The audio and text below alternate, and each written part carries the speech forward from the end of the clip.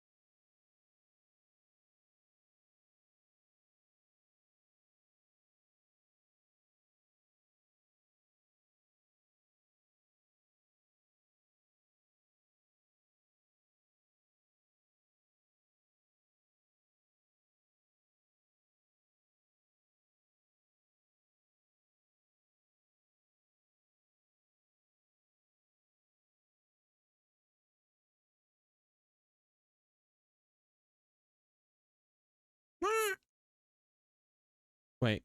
Yeah, okay. Making sure.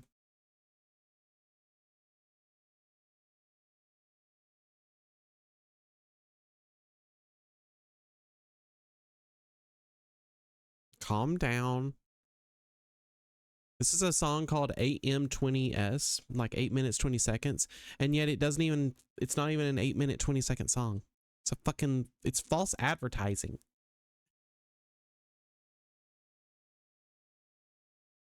Hi, chat. Sorry, that's what my brain was doing. I was not preparing while we were in starting screen. What the fuck is this?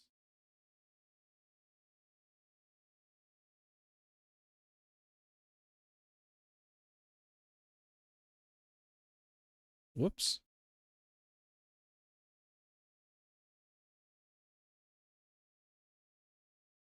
Sorry, Ah! Stop. Stop. I think both of my feet for both my feet for my keyboard had little stoppers on them, and both of them have apparently worn off. And I don't know where one of them is. I found one of them. The other one's gone.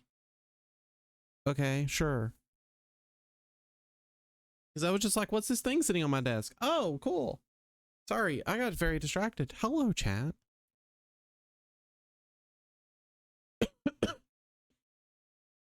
Hello, chat. It is Sunday. It is D&D Done Day. It is Witchlight Beyond the Wilds, Season 1.5, Episode L. I've actually decided not to call it Episode Elara because of the way that Red has... Yes, it is Red today. Because Red has set up Elara as this person with two souls, two genders. I don't know. The song ends suddenly.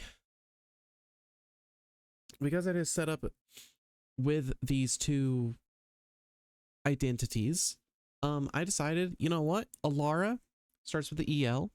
Landon starts with L. How about we call them L? Just EL.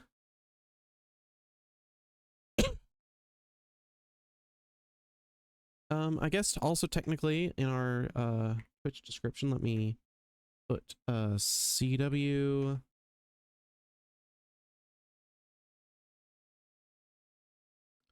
Do I put gender dysphoria, or do I put just dysphoria?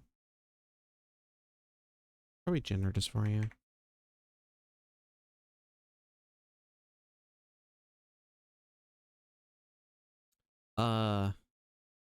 You just say dysphoria? Yeah, because that way it keeps it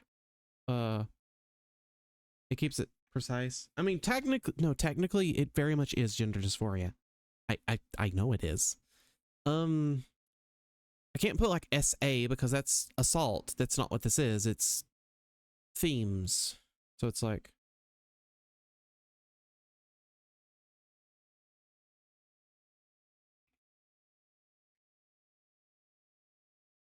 I don't know how to put this and keep the title safe. So I'm not gonna, I don't think I put it in the title. I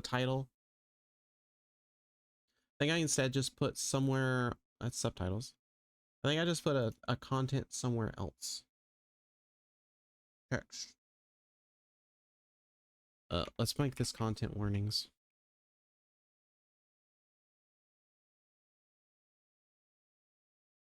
It's such a huge fucking window. Oh, the text is big. Wait, it just needs to be CW. Anyone who needs to know what that means knows what CW means. How the fuck can I make it smaller?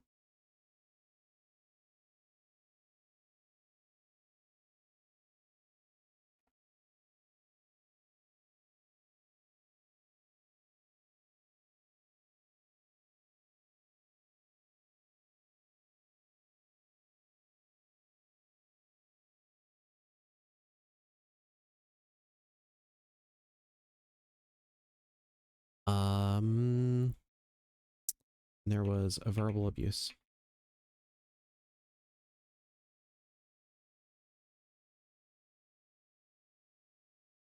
Stop it. I need this to wrap. How do I do this again? I've forgotten. Wait, I know how. Never mind. Now I put filters on.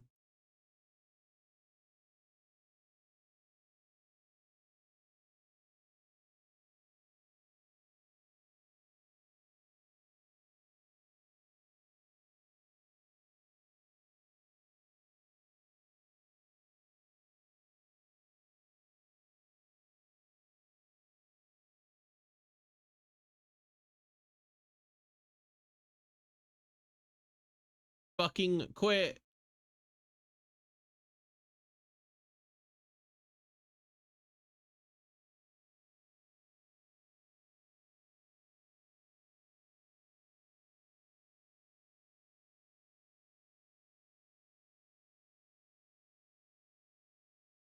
Where do I put it? I guess I put it down here.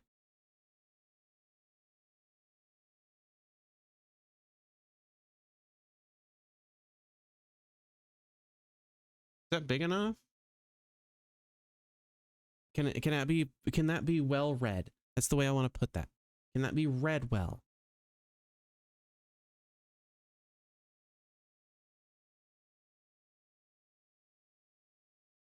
It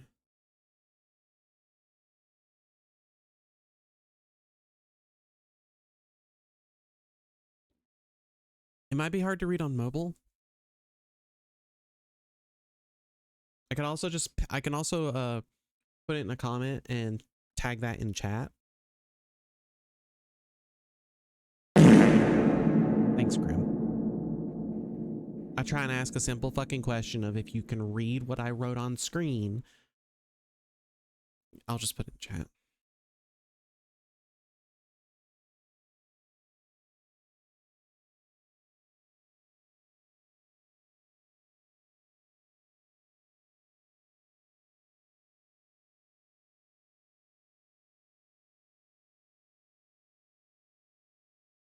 Don't worry about the question, Red. Grim, fuck. My brain is both going a million miles a minute while also is stumbling over every single fucking pothole it can.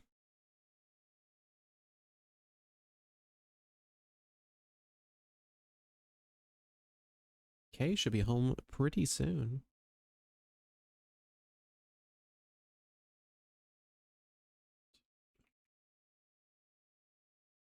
I'm always losing it. I say verbal abuse, it's possible verbal abuse as well.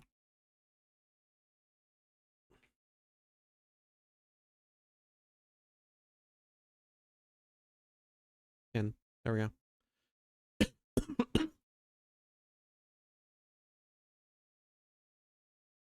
There we go. That way I have it as I've put it in as many places as I can just in case for people. I'm gonna try doing that. Next week's episode is gonna have a lot of content warnings, and I mean a fucking lot.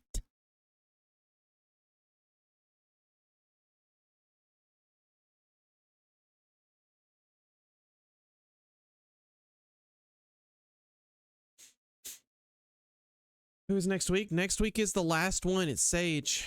What do you mean who's next week? Grim, if you would... You were the first one.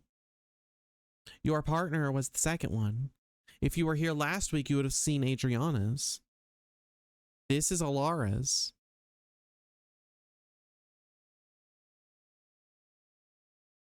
I didn't plan one for Novakri because I felt like we kind of just had our D&D group kind of together for that. So I don't really believe I'm going to do an episode of Novakri. I don't think we're going to follow through with that. I don't have plans for Maddie's character, unfortunately. It was a backup character anyways, so I'm more okay with just having to skip weeks if someone misses or something like that than having to try and figure out something for a character who's not here all the time and make them relevant, and make them not just be someone who just kind of shows up randomly and does stuff. Because it's like I'm not going to be able to write a power set for Novakri or have Novakri do anything with the story, unfortunately. It'd be really hard to do that, especially with everything I've already got planned out. But we've been solid enough that I don't think I need to worry about that. Plus, Novakri's player Maddie is in our other game, Cartographers, so I think I'm kind of going to do that. I am waiting for... I'm waiting for Leanne to show up at some point so I can look at her and be like, hey, I need you to go to D&D Beyond and do a thing for me. Because I have a character that she needs to claim. Admittedly, I could do it next week when we're actually doing the D&D, but I would rather her have the ability to look at it for a week before just getting dropped on her. Maybe. Could not. I could not. I need to pull up Elara's cold open. You know, it doesn't help that, like, for the rest of the time, or for the rest of this, like, past week or two, I've been drinking energy drinks as my caffeine source because it just really helped me get through some days. And I decided today, I'm like, instead of making myself coffee, why don't I just sip on the energy drink? Why not? Oh, this was a mistake. Oh, I am hyper. I'm like, okay, this needs to be a thing only consumed when I need to go in and do something rather than think. Monster energy drinks are not a thinking drink. They are a doing drink. They are the, I go to work and I need to get some shit done. Or I need to completely wake up at 7:30 in the morning to go do stuff. Keep in mind, I understand that some people just wake up at 7:30 or even earlier for their jobs and they're perfectly fine with it. I unfortunately am not one of those people. I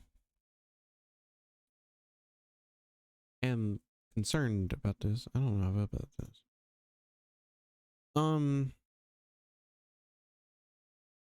I'm someone whose usual work schedule, in a lot of places I've worked, has been the evening shift.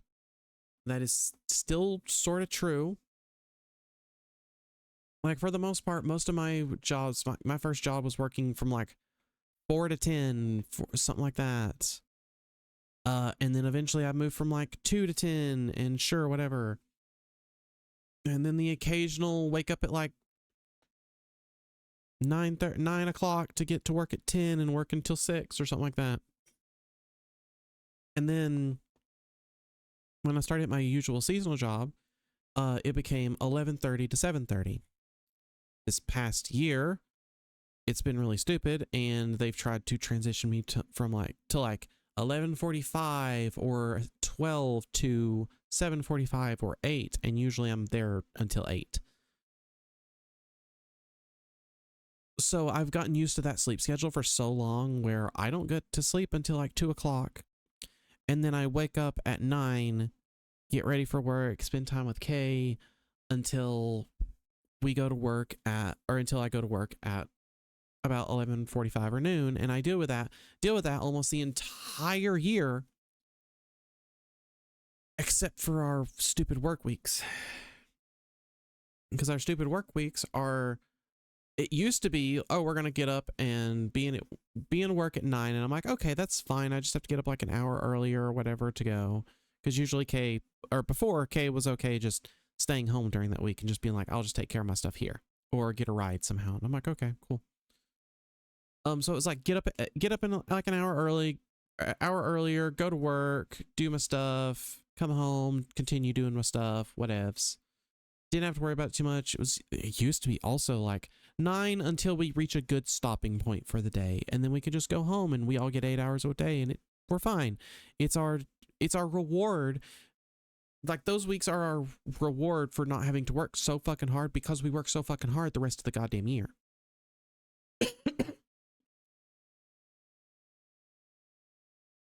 And I need a reward. I don't have the sultry voice for you, Grim. I'm sorry. I also don't think that you would be into that whatsoever.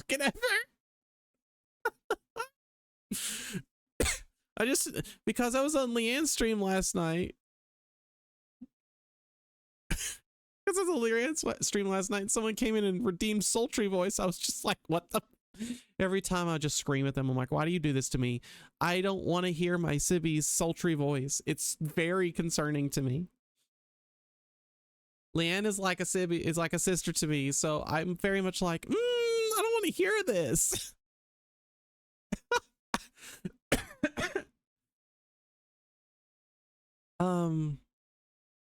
But someone redeemed it last night, and I'm just sitting there like, why? I am coughing. I don't have the ability. What's the matter, Steps?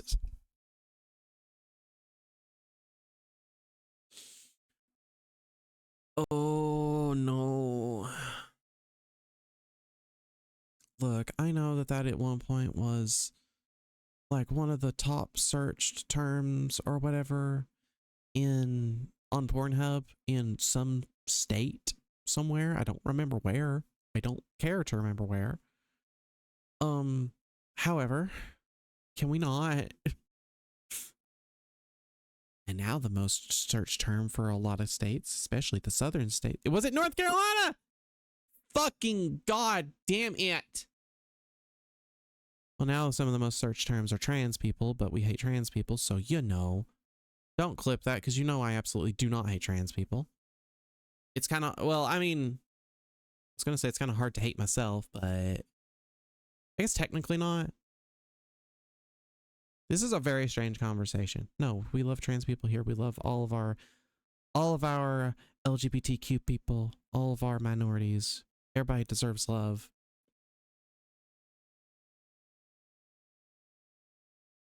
Technically, yeah. I've technically, ever since having they them pronouns, I've technically been under the trans umbrella. But I guess here's where I just kind of say, yeah, no, the meds that I take are literally medically transitioning meds. I am slowly working towards being more comfortable using she, they pronouns and stuff. It's why it bugs me. It's a huge reason why it bugs me so much to be called he, him, or sir. If I ever hear sir, I sit there like, I want to fucking stab a dinner plate.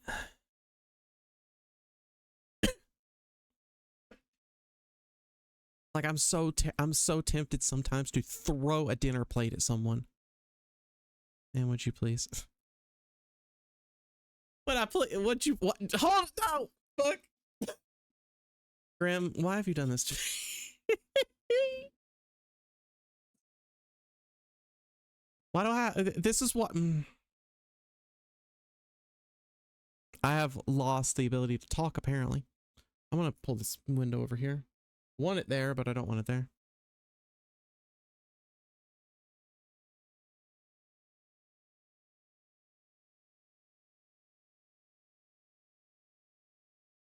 But yeah, no,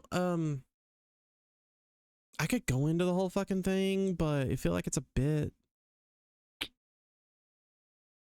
meh. But okay, so another reason why I was like, let me put, you know, content warning, dysphoria and stuff. And he was like, oh, just put dysphoria, it'll be fine. I'm like, yeah, but Elara's story and stuff like this is legitimately just gender dysphoria.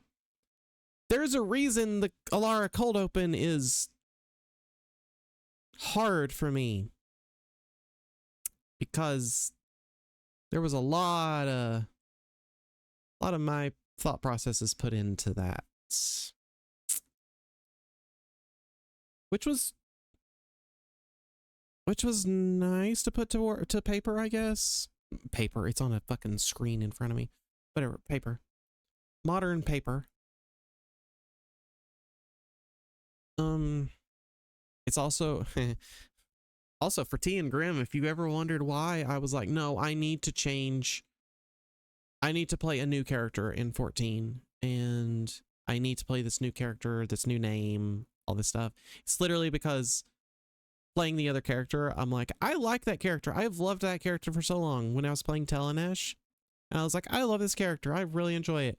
And then I was like, I want to leave that character behind and do a new character and try and play through.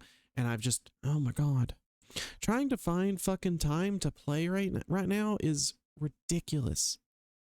Yeah, sure, I could stop playing D&D and play 14, but no one would want that.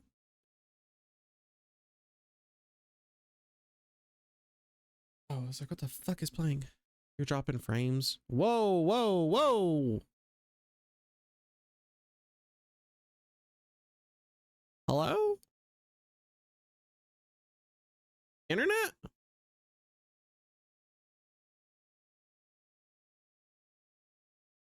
Internet? Hello? What the fuck's happening? I'm watching my internet. Well, I'm watching my OBS thingy. Huh?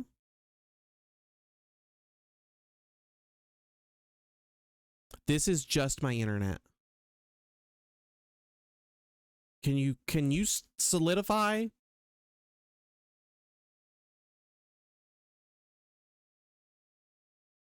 Nope. No, we apparently can't. Oh, maybe. Okay. I think it's solidifying. Solidifying is not, stabilizing is the word I'm looking for. You know, I looked over and saw you're dropping frames, and I looked down and I have a red bar. I am constantly dropping frames, and I have like 1,000 kilobytes of upload. And I'm like, what's happening? Is it too cold for the fucking internet to work? Because that makes perfect sense. It's not. What is the temperature actually? It says 27 on my computer. It says 27 on my phone. And it is just going to get colder tonight. Oh, next Saturday is fun. Next Saturday is apparently snow around here. We'll see. A 41 high and a 22 low. I don't think it's gonna stick. It could, but I doubt it. Anyways, what the fuck was I saying? What was I saying before we went into that? Who knows? It's gone. Did you give up on your title? Oh, episode L? No. Because for me, I looked at it, and I guess technically I could put it back as episode Elara. That's what she is in the D&D thing. L can be short for Elara or Landon, because L is the first two letters of Elara, and then L is the first letter of Landon. And I'm not about to say episode Elara Landon. Miss Elara Landon. Elara Landon. Lulu Land. Sorry. But she's right. She literally just told you what I was telling you. Grim, I have the power. I have the power. I do have the power.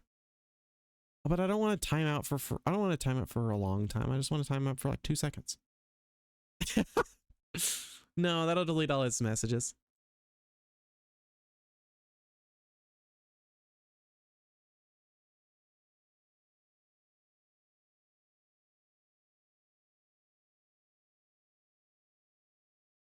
Of Grayskull?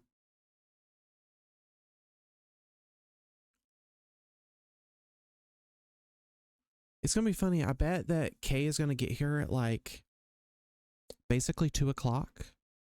I wonder if Red is already in the Discord. Nope. No, he's not. Kay's gonna get here at like 2 o'clock, and I'm gonna be like, can you please not? No, he's not. Can you please, Kay, can you please not walk in the door, not say a damn word, me not be able to hear the door opening or closing because she's the only one with the key. Well, we're the only two with keys. And just walk into the office to give me a hug or whatever without saying anything in Discord, without saying anything in chat, and then walk in and scare the fuck out of me. Can we not do that?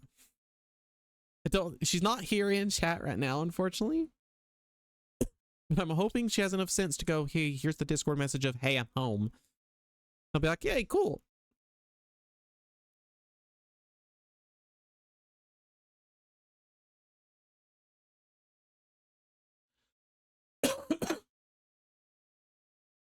I continue to cough, by the way. So this is going to be really fun. That was the last of those cough drops, and I still have another bag that I had lost for a while, and now I found again.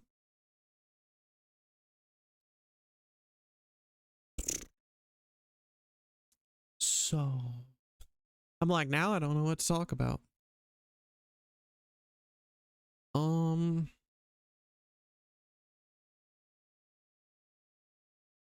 I mean, there's the fact that chat, we have, including today, we have 1, 2, 3, 4 more weeks.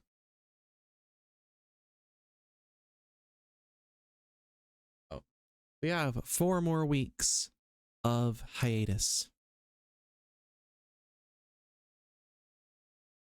On the 15th of February, we will be returning from hiatus for Witchlight, and season 2 will be starting as long as nothing happens with anyone in real life. So hopefully the plan that I have right now, because I'll go ahead and say it to people who are in chat, at least to T and Grim.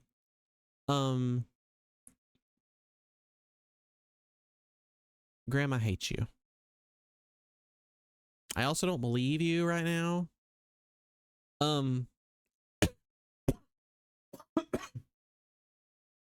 This week is episode Elara, episode L, everyone say it.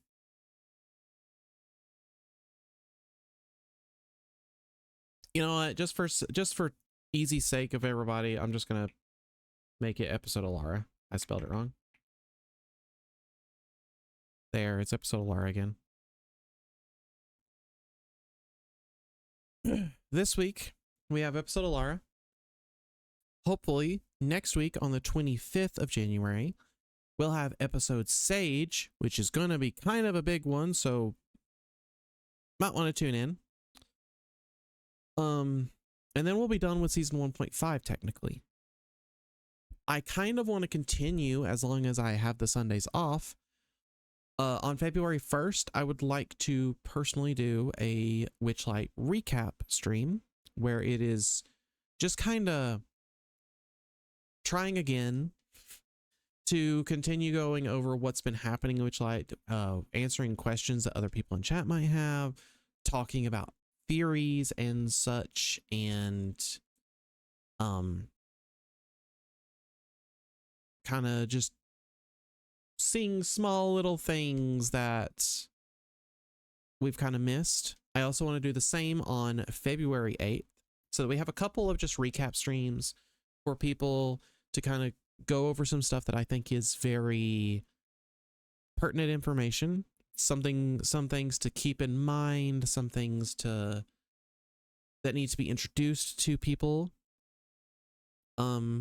If players wish to join, if any of the players of Witchlight wish to join, I'll be sitting in Discord. If you want to join and talk to me about stuff that pertain to Witchlight, pertain to D&D, then we'll be there. It is an open room for our adventurers to pop in and talk. It is not necessary, but if you want to, we can. Otherwise, I'm just gonna be streaming those days and trying my best to rant about Witchlight. We just yap.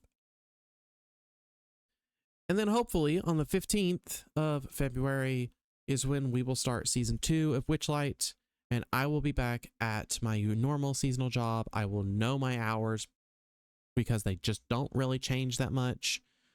There are like 2 Saturdays that I have to work in the entire year that I am at my normal seasonal job. And I never have to work Sundays as far as I'm aware. Well, hopefully things don't change this fucking year, but we'll fucking see. I mean, I want certain changes, but my work schedule is not one of them.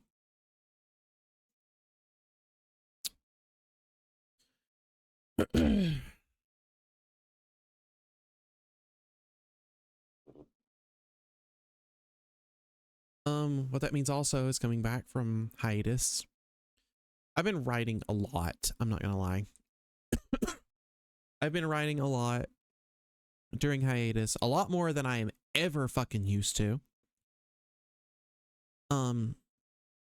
So I'm still working on that, but I also would like to make a PowerPoint to officially announce on this channel a thing that we have been working on this past winter.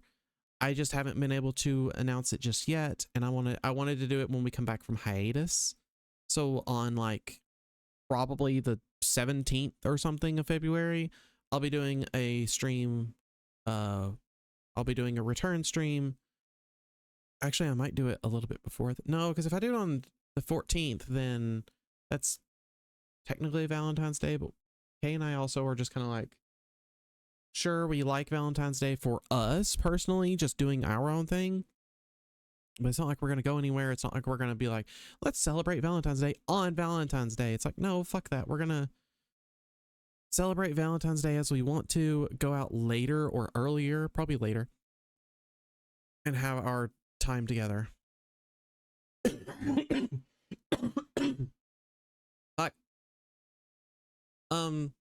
But no, I want to do a return stream from hiatus. I want to do our yearly PowerPoint that we do. Why I started doing that, I don't fucking know. But I wanted to do the kind of PowerPoint. I want to talk about some stuff with things that me and a friend group have been working on. Well, yeah, we're technically, yeah, you could still say we're a friend group, but we've worked on something special this entire winter, and I would like to make a PowerPoint talking about that. And yeah.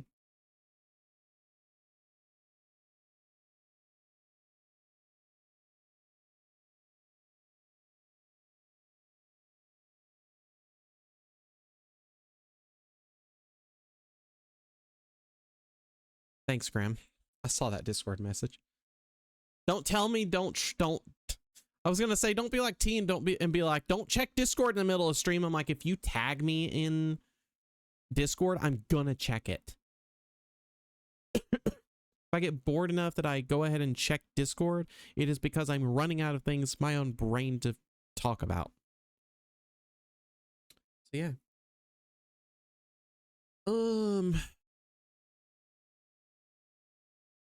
The duck is a Giga chat. I hate it. I could show you chat. I just don't want to. Actually, there are personal details that could be possibly revealed in Discord, so I'm not about to actually show Discord right now.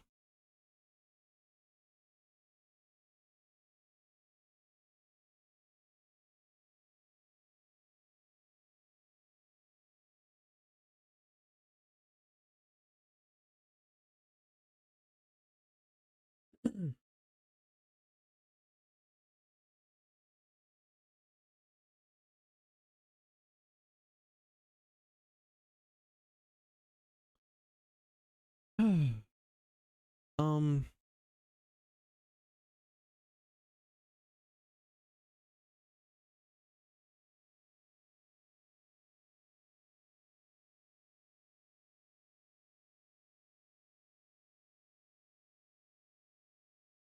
oh yeah, sure. There you go, chat. You just look at the cursed image. I'm trying to think of how I'm gonna be doing Red's Red's one-on-one session. Red's one-on-one session.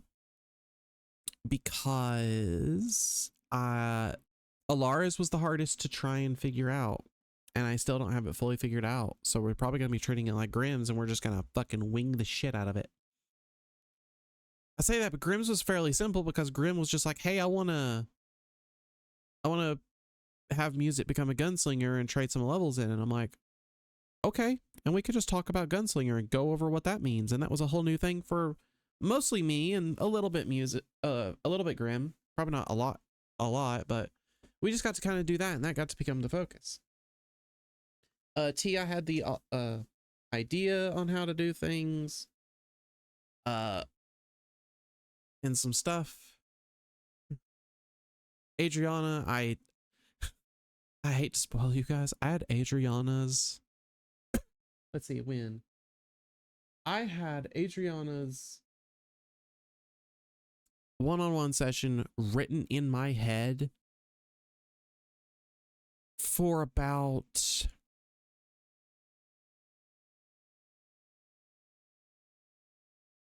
maybe around the time that you guys finished Yawn or got to the Palace of Heart's Desire. I've had that written in my head for like, I'd had that written in my head for like 2 months before we did it. Actually, it might have been like 2.5 months.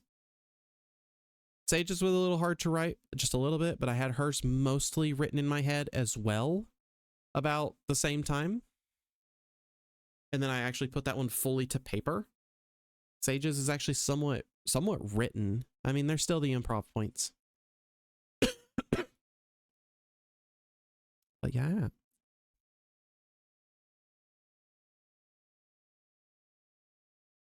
I told Red yesterday that his one-on-one session was today. I'm gonna start setting in the Discord at like 1:45.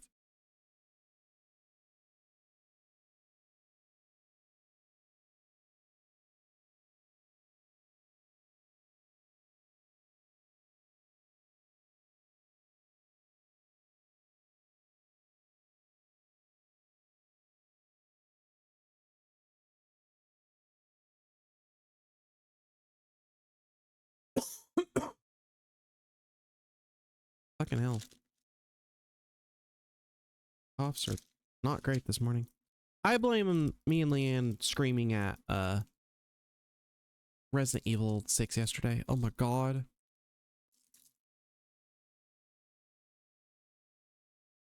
We were like, surely we won't be dealing with RE5 bullshit anymore. And then RE6 is like, no, but here's your own bullshit. And I'm like, oh my god. And now I actually appreciate RE6 because it actually does, at least for Leon's campaign, it actually does lean into the horror elements a bit more. So that's interesting and fun. I can't wait for us to hit what's his name? Jake's campaign, because he has Jake and I forget who his partner is. But I think legitimately she can't actually do as much as Jake. So it's gonna be like, all right, Leanne, who do you want to play?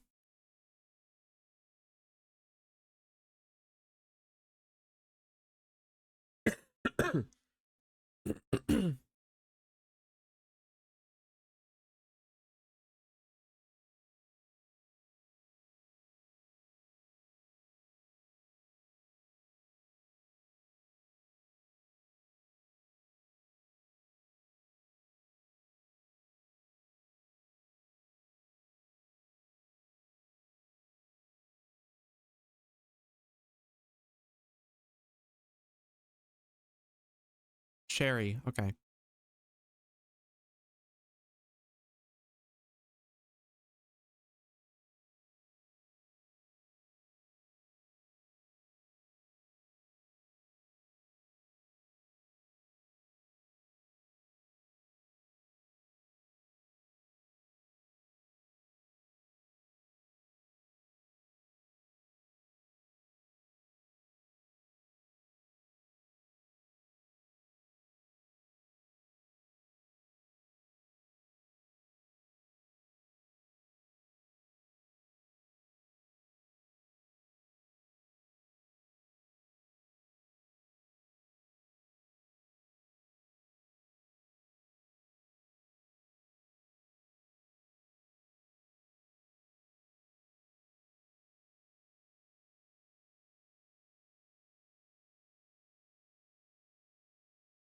Oh, okay.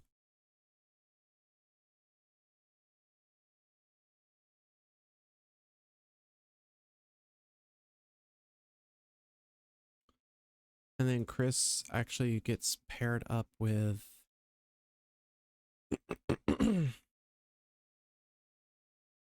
is it Jill? Sorry, I'm getting curious. Oh no, we're just both playing guys. Got it.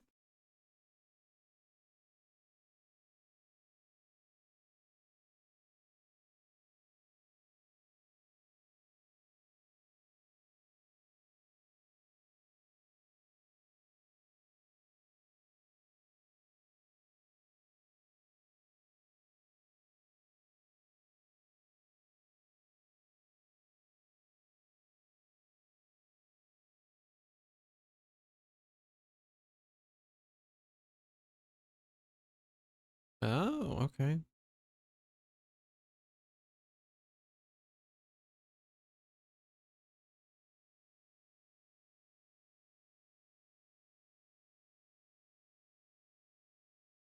Okay. Honestly, chat, we're just kind of vibing to music right now.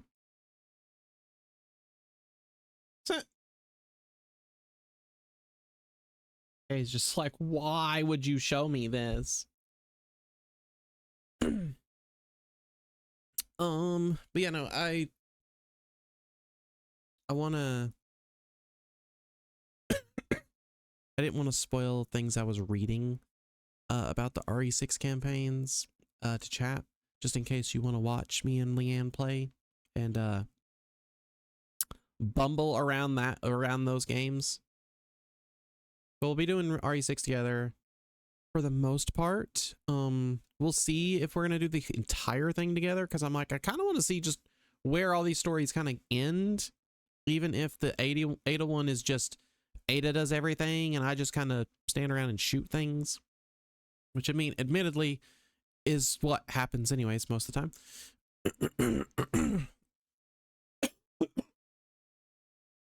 However, once we finish RE6, then Leanne will be moving on to 7 and 8. I will not be. I enjoy playing RE with Leanne of 5 and 6. I don't really care about playing any of the other Resident Evil games. I kind of cared about maybe playing RE7, 8, and 9, but I probably won't because I know what my anxiety will do with it. I think I have access to 7 somewhere, so I could try it, but I really expect that I would get to a point and go, I can't go around this corner. My brain is going, you can't do it. Mega Man X speedruns win. Well, speaking of speedruns, I think I'm going to kind of be talking about in the PowerPoint I do on our hiatus return stream. This has felt like the most hiatus I've ever fucking done. It's literally, hey, it's a hiatus, but we stream every fucking week still. It's mostly I say hiatus because it's like, hey, I could have to take a day off at any fucking time for some stupid reason is the biggest thing.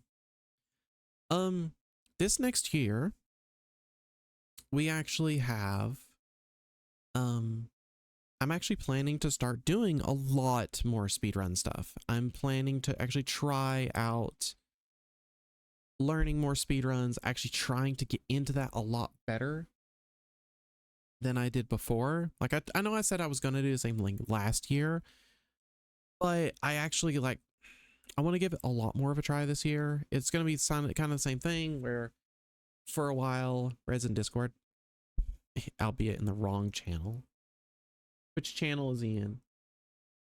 Why is he in meeting room? Whatever, it works. I can just drag him into wherever, probably into streaming. It'll be fine.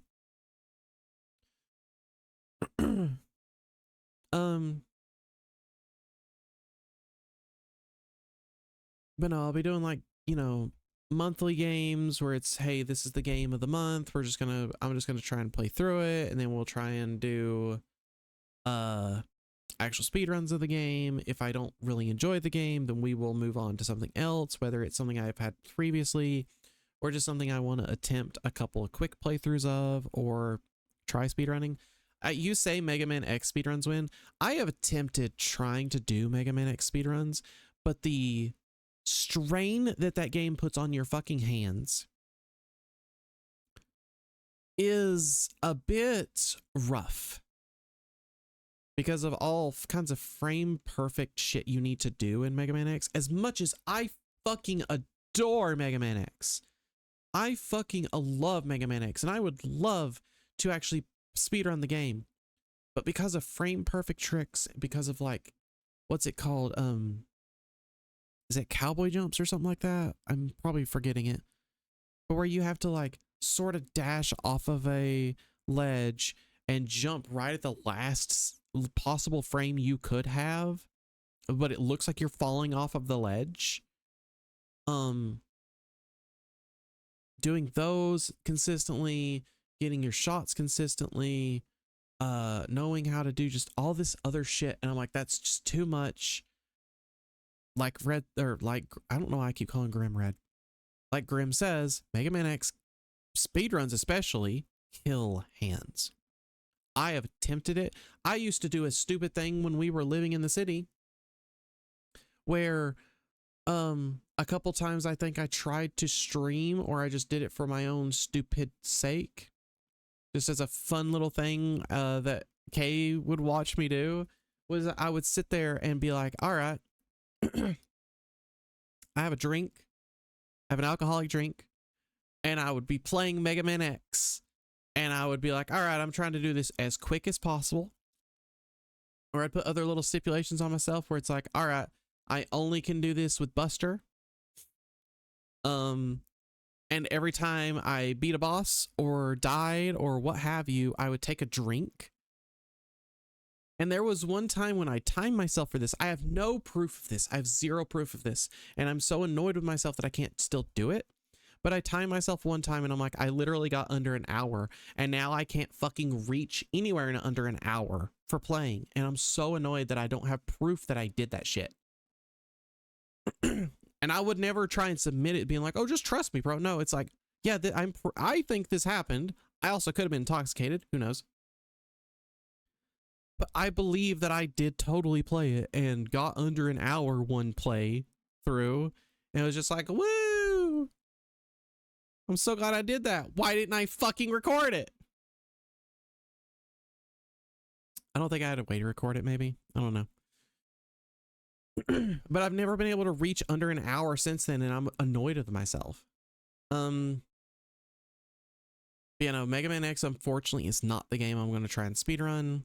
Right now, the group that I'm in for the monthly games is currently running a game called Lunistis, which I actually showed off.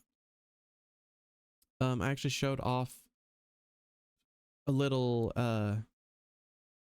excuse me. I actually showed off a little bit ago.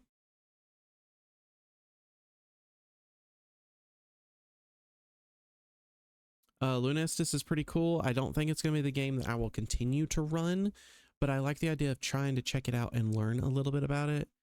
I don't know if it's the thing where it's a game where it's just, hey, do the execution, know your exact routing kind of through stages and just kind of execute on that, or if it needs to be like, oh, here's your frame perfect trick to do this shit. I'm like, I don't want stuff with frame perfect tricks unless there's a easy setup for it.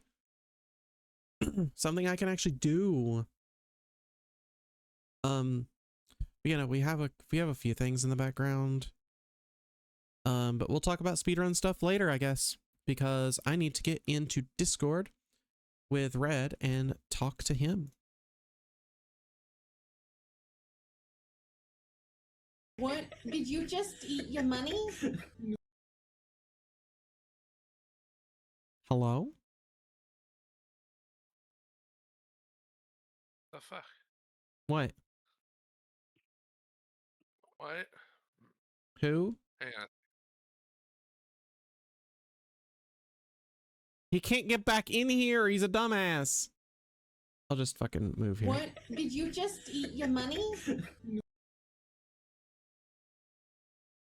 Oh, okay. The song's great, chat, by the way.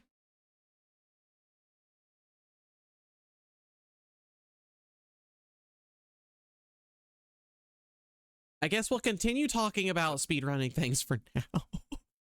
Okay, but you know, the reason that we kind of want to get into it is because this year, or at least for 2027, next year, AGDQ is coming to Atlanta, Georgia. I say coming to Atlanta, Georgia. We're still a bit away from Atlanta, Georgia, but that is a drive that we can totally make to be able to go to AGDQ, an event we watch nearly every time it's on. But being able to just go to a GDQ in person would be super cool. And I want to get more into the speedrunning community and find my own speedrunning community, I guess. That would just be really cool, I guess. And I keep trying to find a game that I would be okay trying to speedrun or doing a showcase for or something. Final Fantasy 9. Yeah, let me take a 9-hour speedrun. Yeah. I find it really fucking funny that like the world records. True.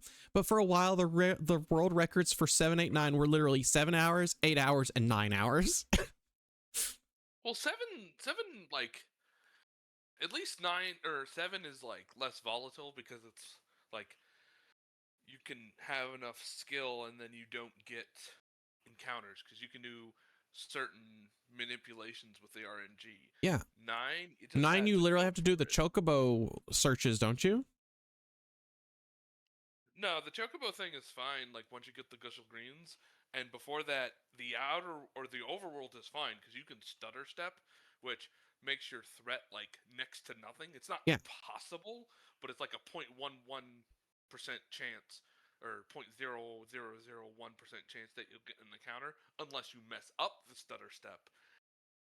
The stutter step is like not like super difficult, but in all other screens you have to like just go for it. Like it's just go through it fast and hopefully you don't get an encounter. No. Oh no, I people think can. every screen though has gone through, or every screen has been gotten through without an encounter, but obviously just not all at once. Yeah. But again, I don't know if they might have found something by now. Gotcha. Oh no, I could look at speedrun.com. Because the last like the last one I saw was like 2014, I think 17. It wasn't at AGGQ. It was at the European one. RPG Limit Break. Oh, that one. Okay. It was the one for Nami. I don't know what that means.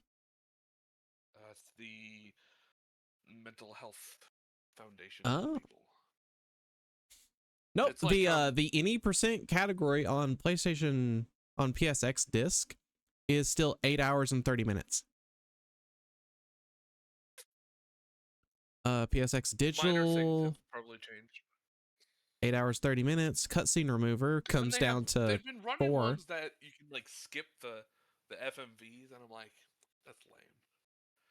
Shouldn't be able to skip that. All of them are still long as shit, other than like HD cutscene remover, which is like 3 hours.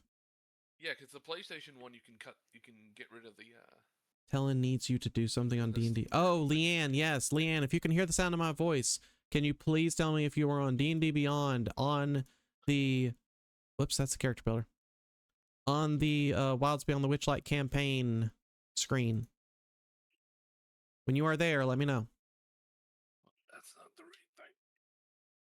Also, read Elara or Landon or L, whatever we want to call this character now, needed to be level 8, so I did level you down. I was level 8? I thought we were level 9. You will become level 9 after this one-on-one. It's the thing I've been doing for everybody.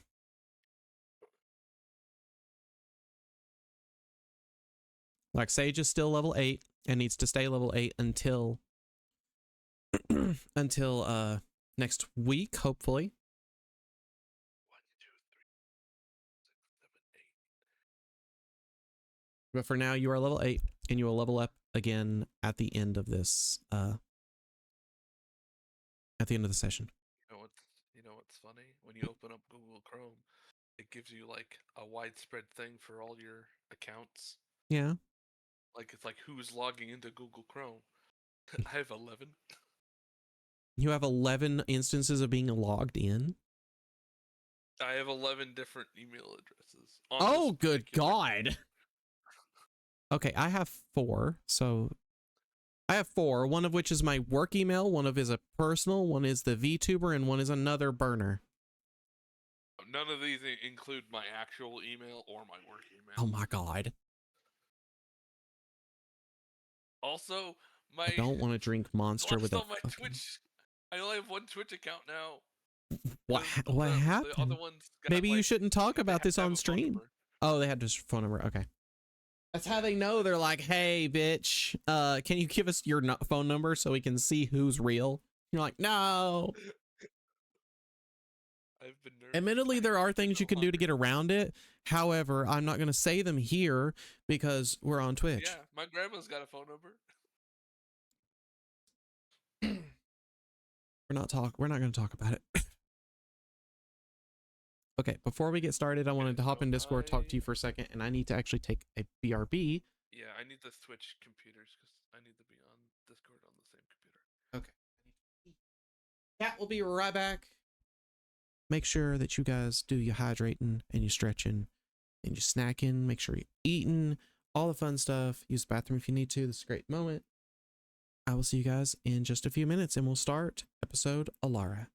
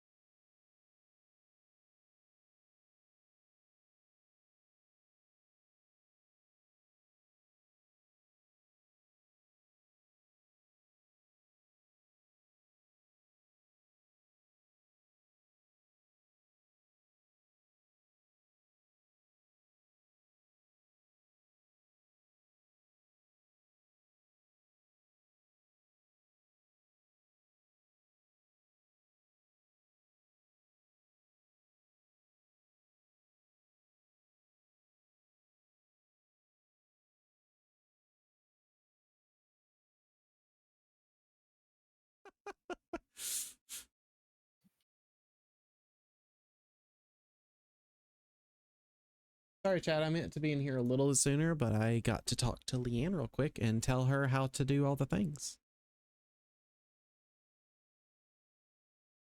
Hi, Kay. Yes, Kay is almost home. Kay, while you can hear me, I ask one thing is that you please do not just walk in the house and then walk into the office to give me a hug and scare the fuck out of me.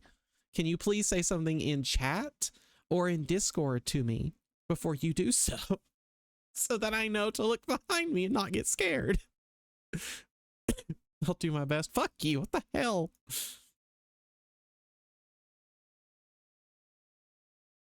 No, we're gonna change thing. Also chat, our music gets a little different now because I am, let's try this. That is an hour. But okay. I moved off Spotify and I now use YouTube Music. So our music stuff will change slightly. Also, I realized that I need to look up our thing.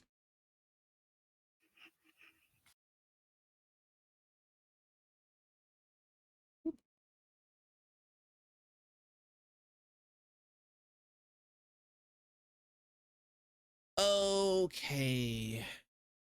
Red, are you ready? Mm-hmm. Are you red E? Sorry. Not anymore. Okay. In a large cottage on the edge of an endless forest, there sat a couple of figures, dressed in light, sheer clothes that almost erotically fell on their bodies. If not for the uncomfortable squirming, one would mistake them for natural denizens of this world. The beings were still not extremely pleased with these eternal fields and the effects they had on all the inhabitants. They would not fall for this sporting the creatures kept trying to coerce them into again. Then again, not a single soul, save for one fair-skinned man, wanted to be anywhere near the two when they fought, for their words would cut deeper than any blade. I love the way you hate me, Elara. It's like lead in your lungs. The solid-looking figure goaded her, as he always tended to do nowadays. You vilify my every word, or my every single word, Elara sighed as she attempted to hold back the tears. You really believe I hate you? That they hate you? Do you believe everything you're told, Landon? Her spirit form shook with her exasperated rage as she pleaded with the solid figure. Why wouldn't I? It's not like anyone else has offered answers. And even if they did, I still want to get back at those so-called friends of yours for how they abandoned us. All we need in order to do that is to give in to the fairies' fancies and just train our gifts. Tears fell down Alara's ghostly cheeks as she heard her other half's insults and insinuations. Is that all you want? More power? I never wanted you to be so cynical. She caught the sobs welling up from her throat and forced them back down before quietly saying, We're never honest with ourselves. What's wrong with us? Landon stared at the floor as if he wished he could burn a hole in it, climb in, and bury them both. Either he was a passenger in a body he couldn't drive, or he was just deeply uncomfortable in a body that did not fit him. It didn't fit Elara either. He knew she felt the same way. They both just needed to figure out who the original was. Maybe then they could feel better. Or maybe they were just both pretending to impersonate someone who had their shit together. Elara watched Landon stare in his quiet, brooding rage. Keep your secrets close, Elara. There's no one left out there. There's no one left to trust out here. Not even when we needed them the most. Especially not that coven, he said to her. We should just give up. We won't win, Elara mumbled as her tears poured down her cheeks. With all your hate and all your lies, I'm not just going to disappear. No one will accept us. We will always be a freak. Why can't you just accept that? It will come as no surprise to me when you get lost among the weaklings out there. And I would finally be rid of you, he roared at her. Alara's sobs boiled up in her chest and began to echo throughout the cottage as their witness, the prince, winced as he stood outside their door. Do you even know how to let go of this? She screamed through her sobs. Only then did they notice each other's tears and finally just wept.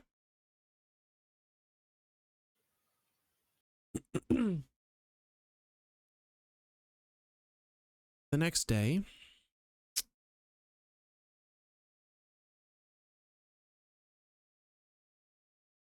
a knock happens on your door, and the Prince Orion enters and says, "Morning, how are you feeling today?"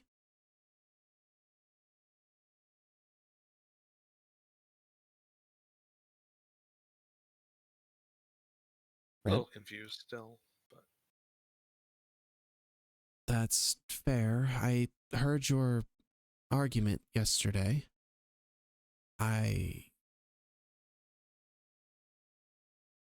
I'm sorry that I can't help, I guess.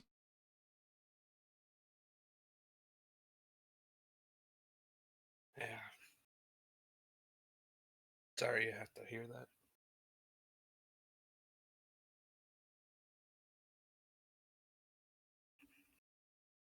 It is my duty to you as your prince, just as your duty as my knight is, well,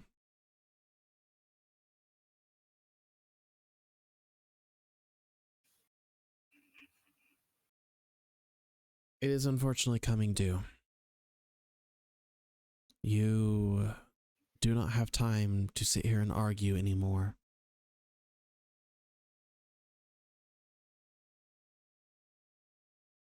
If there is So what should I do? if there is anything that you can think to ask me, maybe I can shed some light on your situation. Can you? I mean, just knowing what's going on is like the main concern.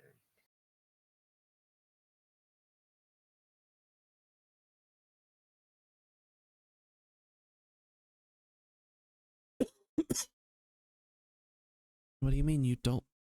What do you mean not knowing what's going on?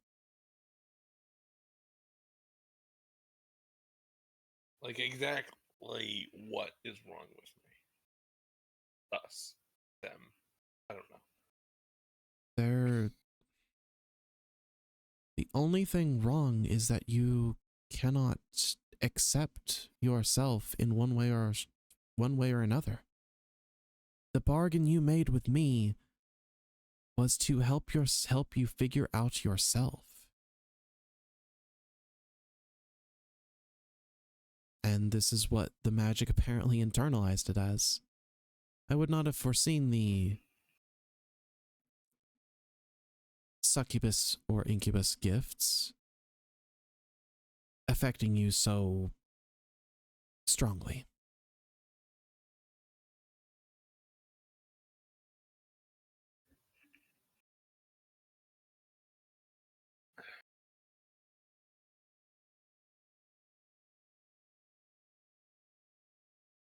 So I just have to accept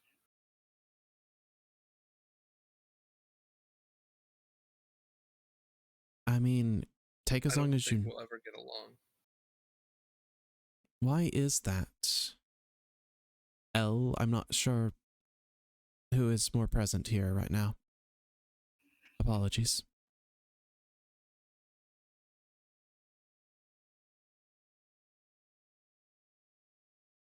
It's Elara at the moment. Ah.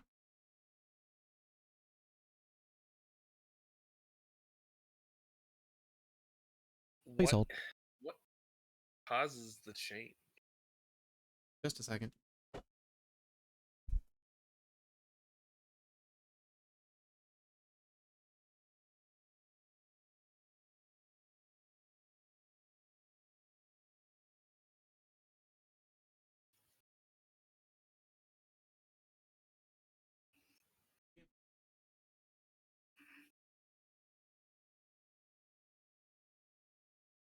Kay is home. Yes, I did. I kept hearing sounds and was like, "What are those sounds?" I think it's her, but it could be one of the cats. No, it's her. Were you Okay. spooked? A little bit. Good. What causes the change? Well, I'm not sure. I've seen whenever your power manifests that sometimes the two of you will change somehow. But otherwise, that is something for you to figure out, I guess. Okay, this is the DM question. Yes. Can I try to switch? Yes. Does it work? Yeah.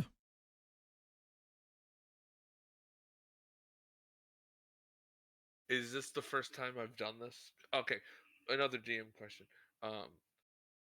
How long has it been since the end of At this point, it has been about 6 months. 6 months? Okay. Is this the first time I've switched on purpose?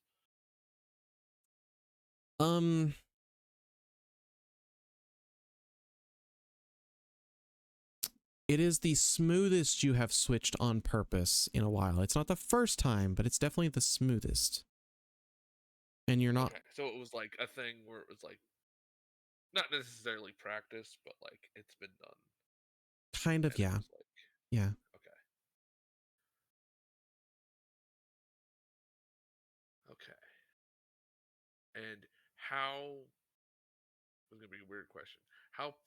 How aware of the other person's thoughts am I when I'm an individual? Because like before, it was Both like Elara and Landon are fairly conscious of what's going on with each other now. They are fairly conscious of what is occurring in the real world when the other one is taken over for now. okay. Oh, kind of like how Landon used to be. Yes, now Elara can see that. Now, can Elara or Landon sense the other? Like, if Elara is driving, can she like communicate or at least sense how Landon is feeling? Yeah. Or is it still? What was that? Yes. Okay.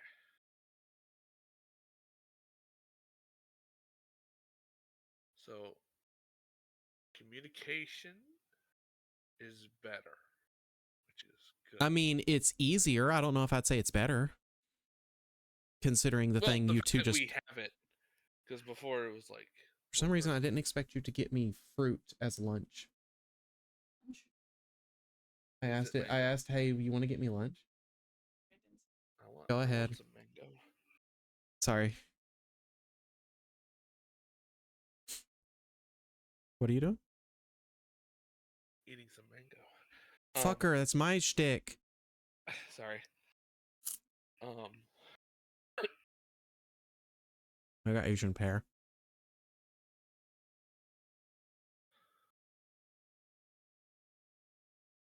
See, like, I want them to work it out, but like, it's weird because like, do I just have to have a conversation with myself? Not necessarily. Okay. Because like, I want, in ideally either a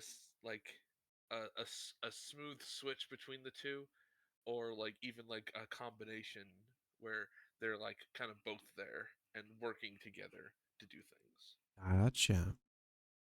I Kind don't of know like if they want that just yet. yeah, but like I want That is something to good like to work start towards. yeah.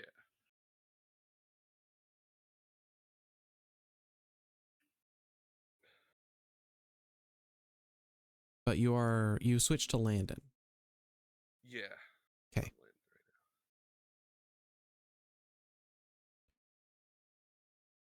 I do have one question for you. Why do you attack each other so?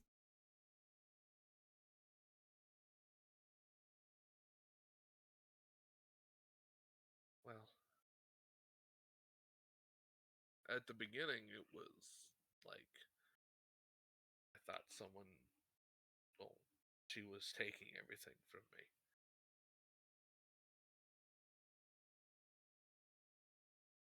Like I thought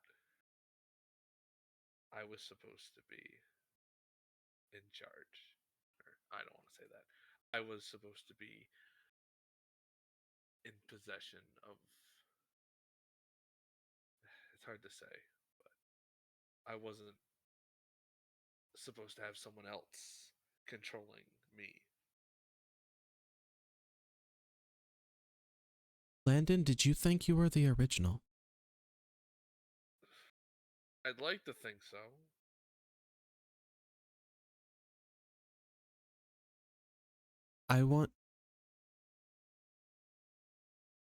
Let me let you both in on a little secret.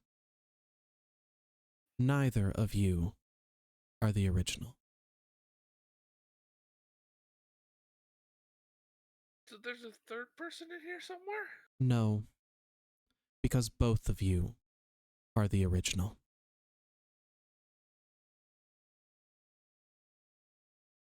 Okay. Now I'm more confused. The How? bargain that you came to ask me was that you were confused about yourself, about your sense of being. Technically, about what you mortals have been calling I guess, which kind of mortal you were. I'm not sure. It's very strange. It's a thing that we fairies don't really think of. And so I opened the door, opened a mirror. I'm not sure how to put it. Opened a mirror to yourself and let you experience both of these experiences for yourself to decide if you wanted to be either one more strongly. But seeing how you two argue, seeing how you two fight for this body shows me that either you will never figure this out, or that both of you want to be the experience that you want to go through so strongly that maybe that's the answer. Maybe it is that both of you should exist there. Maybe you can weave throughout the spectrum that this entails.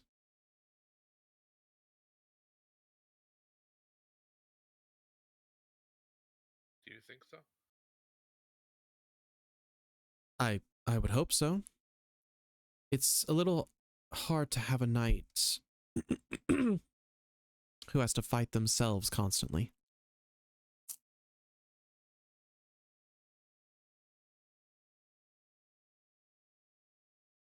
So you're saying we should just work together? One would hope so.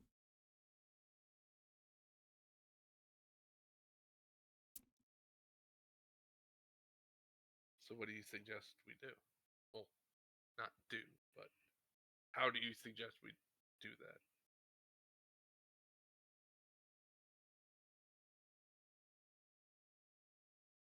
Accept yourself. Some words that you said yesterday.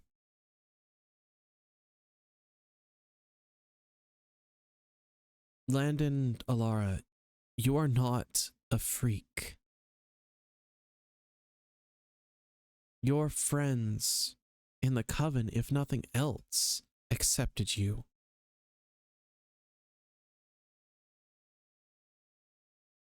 Neither of you can ever be rid of each other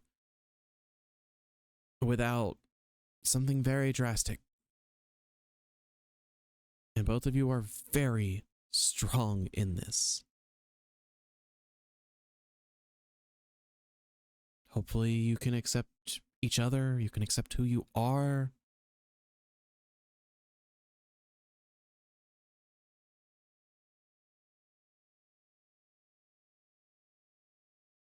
Figure out a way to not feel uncomfortable, I suppose. I've seen the little mannerisms. I don't think it's going to happen overnight. Of course not.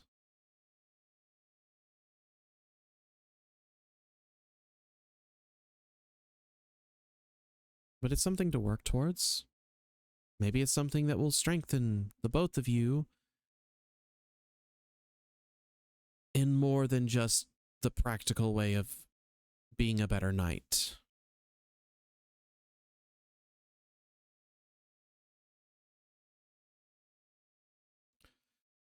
Can't figure out how loud to make this fucking music.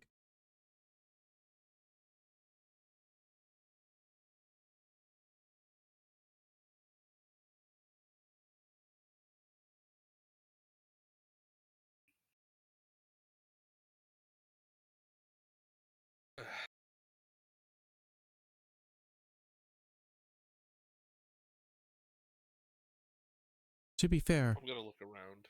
I have no idea what the place we're in looks like. Oh, okay. For the most part, if you think of just like a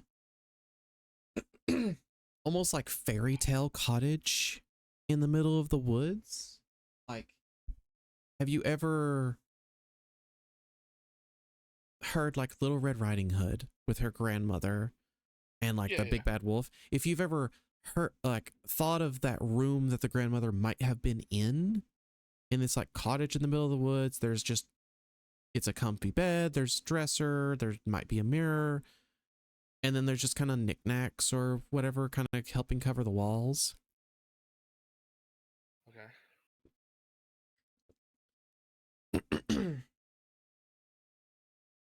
It's also more or less spotless. What? This probably is a moot question, but like, what time of day is it? It's like, it'd be about morning.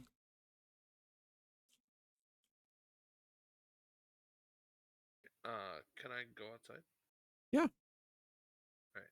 I'm gonna like tell Orion that I'm gonna go outside. Yeah, Orion follows you outside. Okay. What do I see outside? Outside you see a incredibly green forest that looks as if it has just reached the height of the growth of these trees and plants all around. And you kind of know that that's just the way this realm looks, that for the most part you can see new sprouts happening, and also you can see the same, like right next to it, a tree as old as time in the height of its like fruiting production or just life in general, being able to soak up this almost, like, it's kind of brisk outside, like it's a little cool, it's not hot, but it's not fully uncomfortable.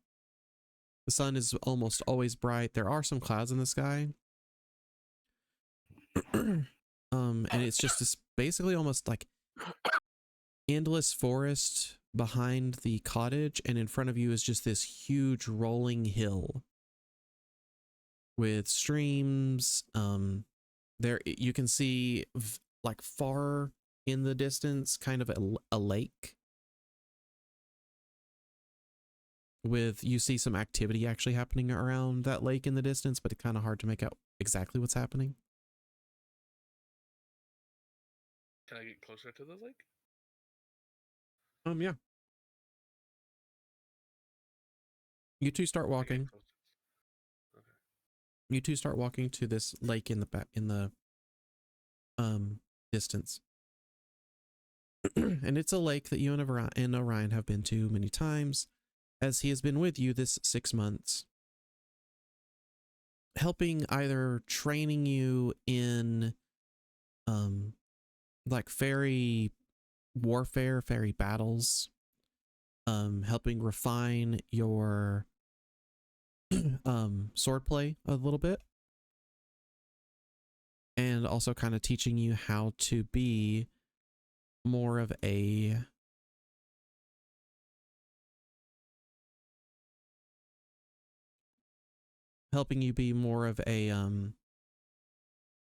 leader for your court and whatever else you might need to be. This is a lake that both of you have walked to a few times, in basically like whenever you're very tired, and instead of letting you like go home and sleep or wallow in this self-pity against yourself, I guess. It's a weird way to say it, but this self-pity that you would kind of... I get what you mean, though. Say what? I get what you're trying to say. Yeah. But it's kind of like... This self-pity that Elara and Landon have kind of put themselves through as they nearly attack each other in their both uncomfortableness. But he will bring you to this lake where there is a lot of the spring court, or at least a little bit of the spring court, more or less just playing almost around this lake. Like there are a couple of dryads walking through the trees or walking through the tree line, gathering apples that have grown, or harvesting some like mushrooms and stuff on the ground. Now, these individuals, have I interacted with them before? Sort of, yes. It's not exactly as if you've interacted with any of them enough to ever know their names, or at least you didn't really pay attention to their names. But they all respect you as the Spring Knight. They all kind of wave in a little bit of hesitation, but are friendly enough with you most of the time. You also recognize that there are a few fairies here who are some of the ones who have kind of sought after Elara or Landon in a way that neither of you are extremely comfortable with. And if either of you ever did become a little more comfortable with, the other very much expressed this uncomfortableness that never led you to getting actually close with any of these fairies in the way that they're wanting to with a Spring Knight who is channeling the powers of either an incubus or a succubus. Hold the phone. I don't have a phone. Go back a tiny bit. So some of them, what kind of interaction are they talking? They were about? horny Like, for you. Okay, that's what I wanted to make sure. What a fairy's quote unquote sporting is fucking. Okay. I didn't know, and I was like, I wanted to make sure before I assumed. Remember, spring is a fairly sexual realm. Why'd I get spring? Because it worked for your healing stuff. Makes sense, I guess. Because Device when you need them. telling us trying so Trying to be so subtle, and Red's like, okay, but can the sign be made of red neon? Listen. I was making sure I didn't want to assume what you were saying was it without making sure. It's like how I was trying to be subtle about the idea that this being Elara, Landon, whatever their name was at this time, came up to Orion, wanted to figure out themselves because gender stuff. Because they weren't sure if they would be happier as a boy or a girl.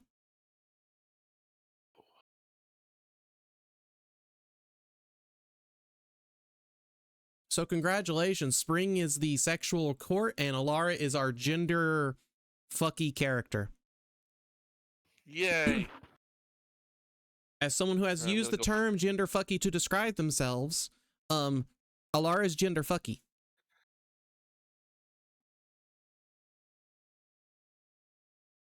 So I'm gonna go fuck some fairies? Is that what we're doing? That's up to you, I suppose, but oh, jeez. We're not describing it. Boy, it's gonna. Boy, would it ever be a fade to fucking black? Because I'm not doing this. Oh yeah, no, I don't want to. No. This episode has gone extremely off the rails. The fuck. It will go even more off the rails if someone's just like, so we want to describe some sexual themes, right? And I'm like, no, not really.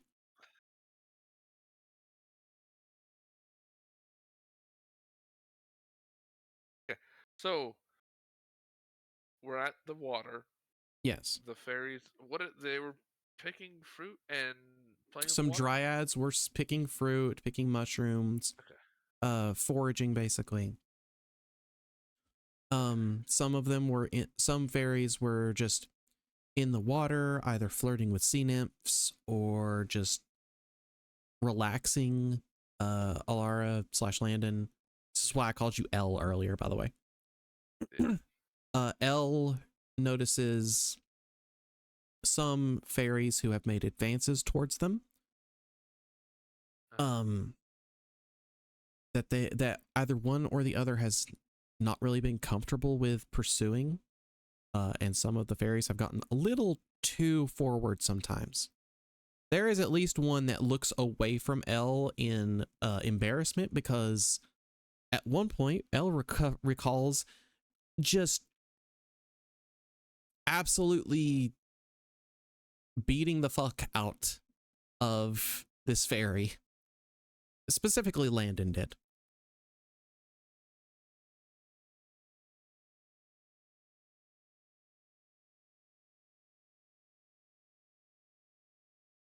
What are you doing? You're still with Orion? Give me 1 second.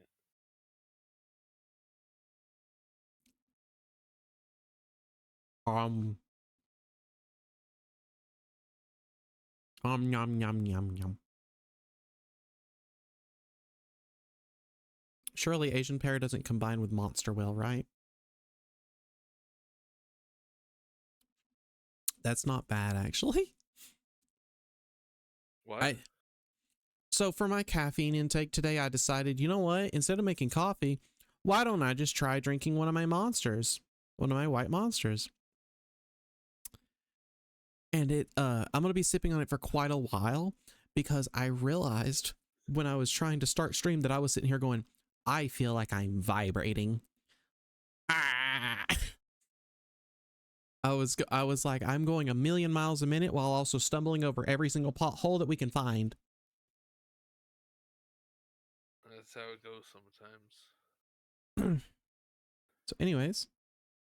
Oh, you sent me these. Okay. Yeah, sorry. What is wrong with you? I don't know. I'm sick. Leave me alone. Okay.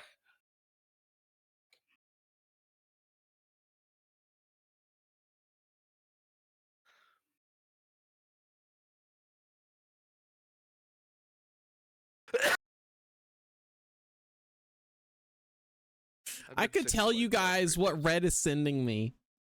Because they No. are somewhat pertinent to what the fuck's going on. Something he could literally be asking me in real fucking life. We're in the I same didn't voice make call. fun What? of.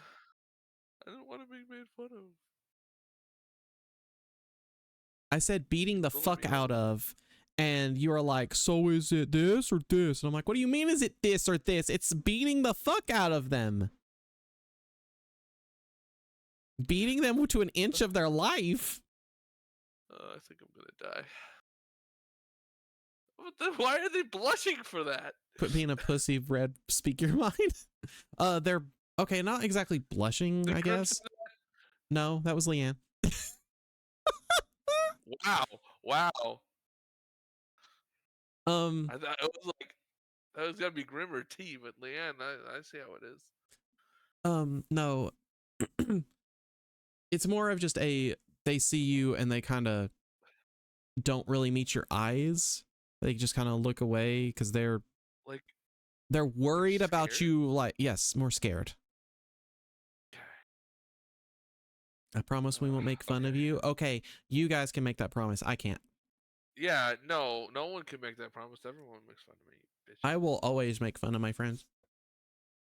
If I don't make fun of my friends, it's because I hate them and they're not my friends.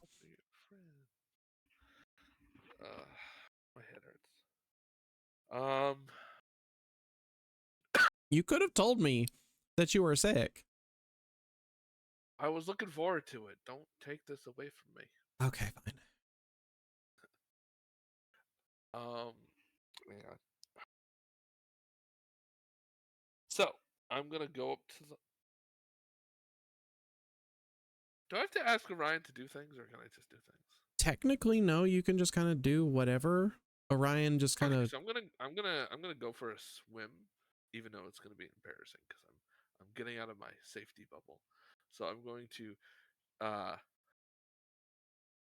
what is it? Technically, you would still be in or Elle would still be in these light sheer clothes. Are they like? Is it just like one piece of clothing, or is there like? No, layers? I kind of imagined it as um under clothes enough to, cover modesty in both regards, like top and Okay. bottom, and then kind of a sheer I don't know what you would call it. It's like kind of like a robe around Elle. So kind of like Jedi clothes. Except for if you imagine the robe itself was more like completely see-through silk. And the top is more of a like, it's not a crop top exactly, but it's a Okay. it's a short-ish shirt that shows your waist and shorts. Oh, so more like what Gerudos wear, but like all one color, and less poofy in the pants. It's not pants, it's shorts. Well, yeah, but it's not like it poofs. I love that I have to look this up really quick. Thanks. I love seeing Gerudo and it going, here's Ganondorf. And I'm like, I'm not fucking looking for Ganondorf. Not really him, but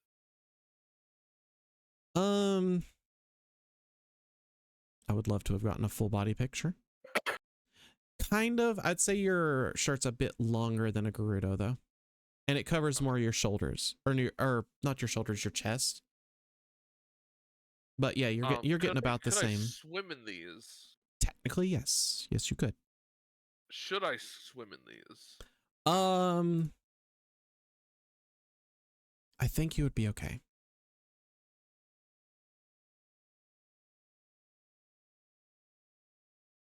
I'm gonna go swimming. Okay. You go swimming in the lake. Orion just kind of watches you approach the lake. You don't really notice, but his face was definitely a kind of thing where he needs to tell you something, but he's letting you take your time. Trying to have fun. Yeah.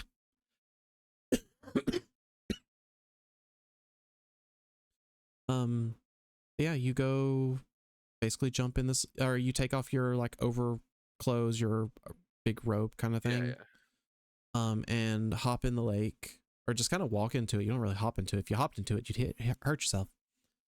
But you cautiously walk into the lake. It is a little bit cold, but your body doesn't really.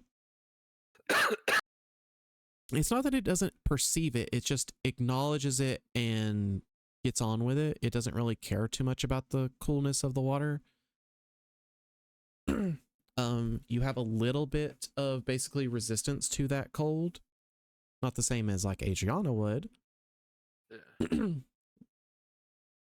But cold's not gonna like make you as uncomfortable as a normal mortal kind of thing. Yeah. Alright. And then I'm gonna practice switching back and forth. Oh, the two of them. Okay. Fuck. I just need my voice to hold out. Fuck.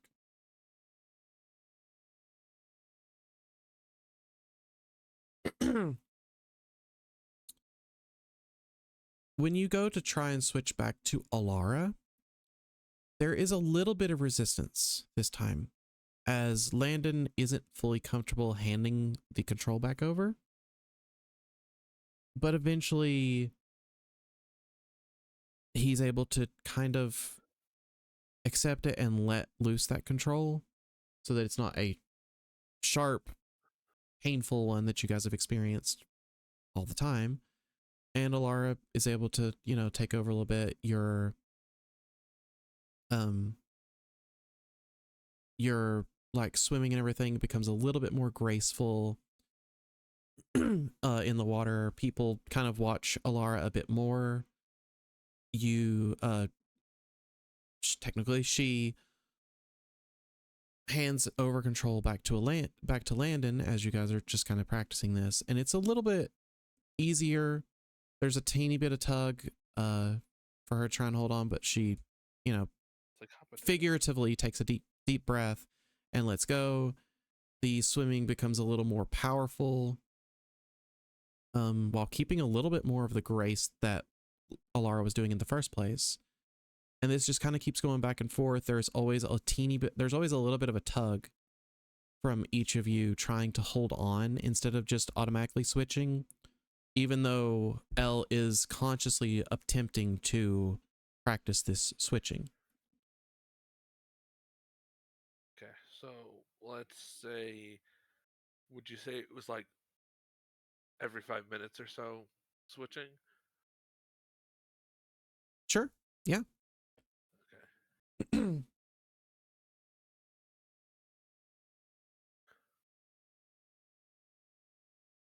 Can I attempt to do it faster? Like every 2 minutes? Yeah, it's still kind of that same thing. You feel it tug more and more as you're feeling this like mental switching going on and this kind of tug of not wanting to give it up. It is starting to tire you out a little bit. Right. Like it's not physically tiring you out, but boy, it's mentally taxing. Yeah, so I'm gonna swim back to the shore and come out of the water. As you come out of the water and just kind of sit in the grass to drip dry or whatever, you happen to notice that almost all of these fairies had been watching you. Cat was trying to get on the table. Even though it's embarrassing, I'm gonna wave. Okay. They all kind of wave back at you and then shake their heads a little bit and kind of get back to their own things they were trying to do. Orion walks up to you. Well, did you enjoy your morning swim there? Yes. I'm sure you noticed the entirety of our company staring at you. It was quite a show. Yes, and it doesn't bother me. It doesn't, does it? No. All right, it does, but I don't want it to. Or And I want it to bother me less. I don't know. that is fair. And we can work on that if you need to. Or you can,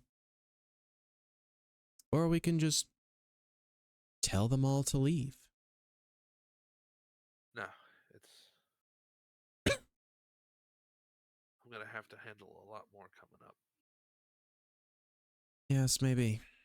Speaking of a lot more coming up, I have a job for you, actually.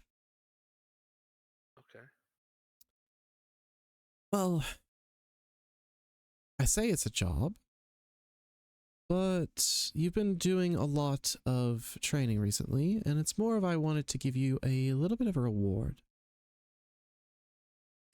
Coming up, there is a festival that the material plane happens to hold, mostly in celebration of us Fae. Do you believe you would like to go to this festival? Yes. All right. I can get some new clothes delivered to your residence shortly if you would.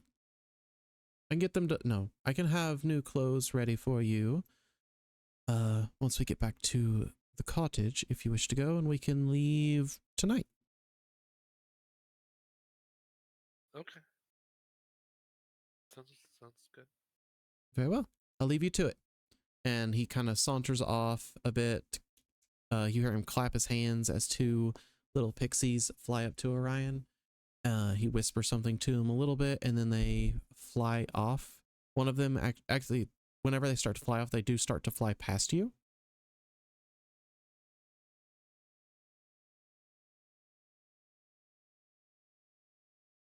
Okay. Okay. And they fly past you to go to the cottage, where they do their work, and you're guessing at that point it's, well, I guess they're making my clothes. I go to the cottage. I was about to say, do you want to do anything before going to the cottage? Oh, I'll look around another time, but then kind of like make my way over. As you are looking around and such,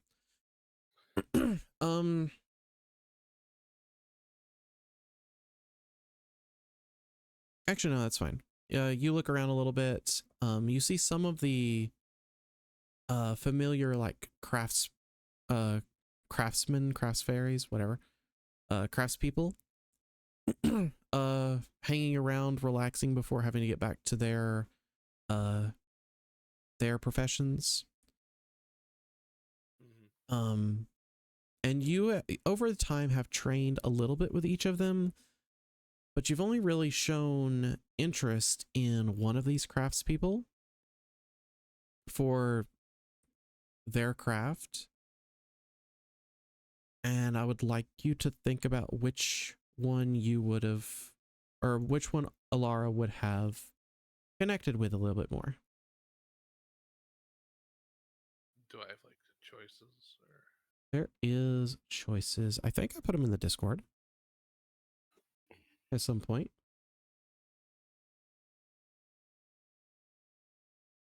Yeah, they're in planning. If you scroll up a little bit, there is a list of all of the different things.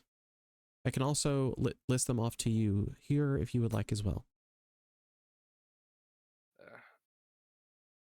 It's not the tools and their products. It is that, yes. Oh.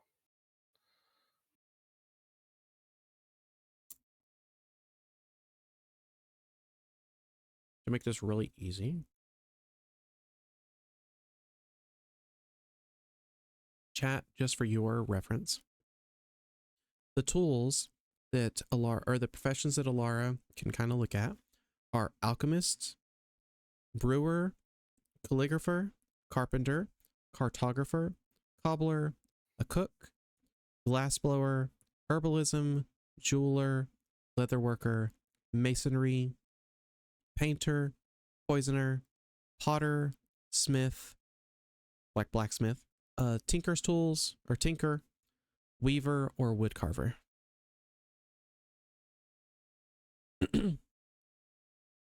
If you do not want to make the full decision on which one of those you want right now, I can ask you again later. Mason's tools. Elara became interested in masonry. Okay. That's like That is working with making stone. stuff out of Yeah. stone. Right. Give me just like 2 seconds here. I just want to make sure. Works with strength. You could make ammunition such as sling bullets, anything made out of stone, and then weapons such as light hammers, maces, mauls, and war hammers. Yeah, that. Okay. That's On your character sheet, you may add a set of mason's tools to your tools or to your inventory, and you may gain proficiency with mason's tools. manage inventory. Mason.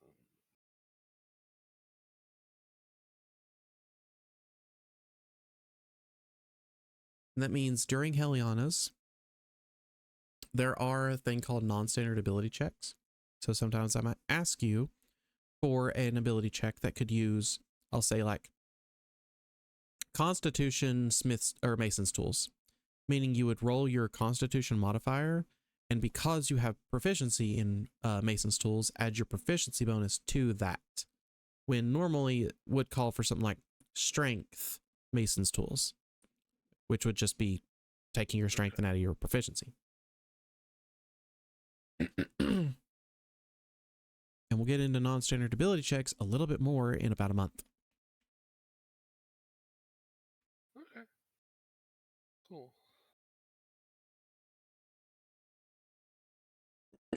All right. Elle makes their way back towards the cottage and enters the cottage hoping to find some new clothes that are not as wet. What clothes would Elle prefer to find?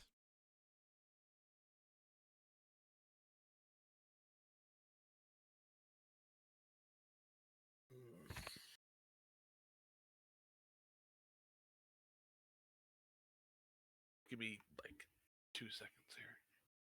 Need If you, to I focus. was gonna say, if you send me a fucking message in Discord about this, I'm gonna smack you. No. Can I think of like an image and then send you the image and be like this? That's fair, and I can try and describe it.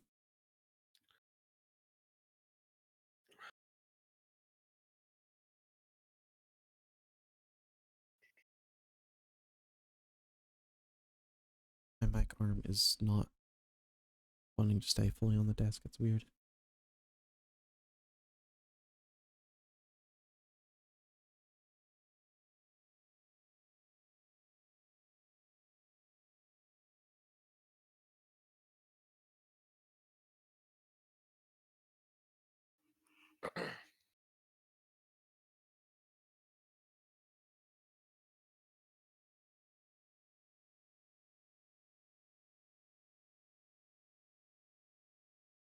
See, like that's a good one.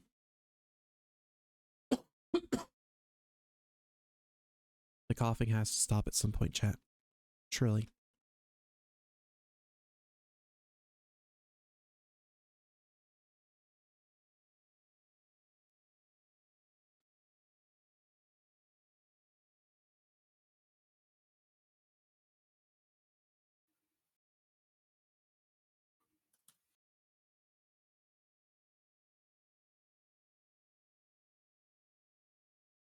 Just eating my Asian pear.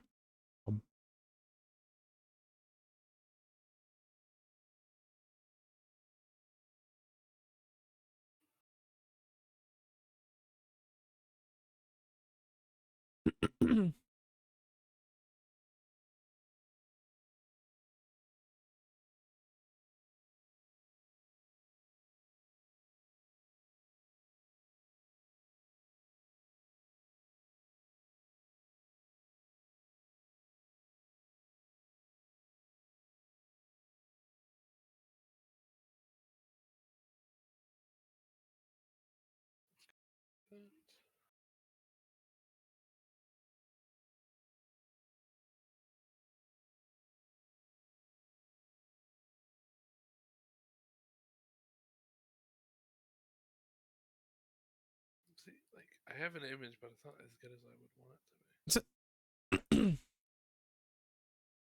Okay. Making Red play prettiest princess, by the way.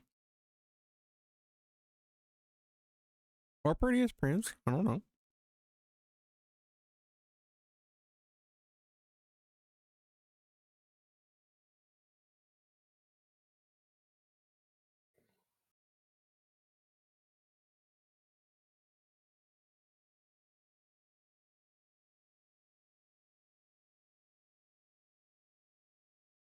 Speaking of, while Red's looking that up, I'm gonna grab something real quick.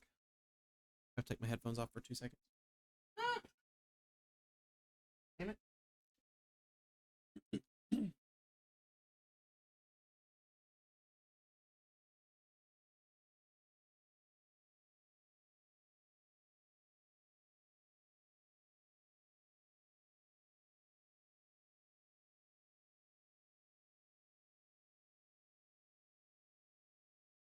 I even said ow fucker. That didn't actually hurt. Love when I do that. Like, hey, here's this thing that could have hurt, but it didn't. So I'm still gonna say ow. Excuse me. All right, I have one. For lack of a better option, we're gonna go with this. Keep in mind the color scheme and the snake don't have to be there. Okay.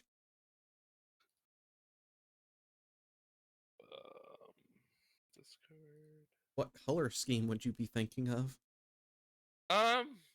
Spring colors. So like Okay. whites. Whites, Like greens, some blues.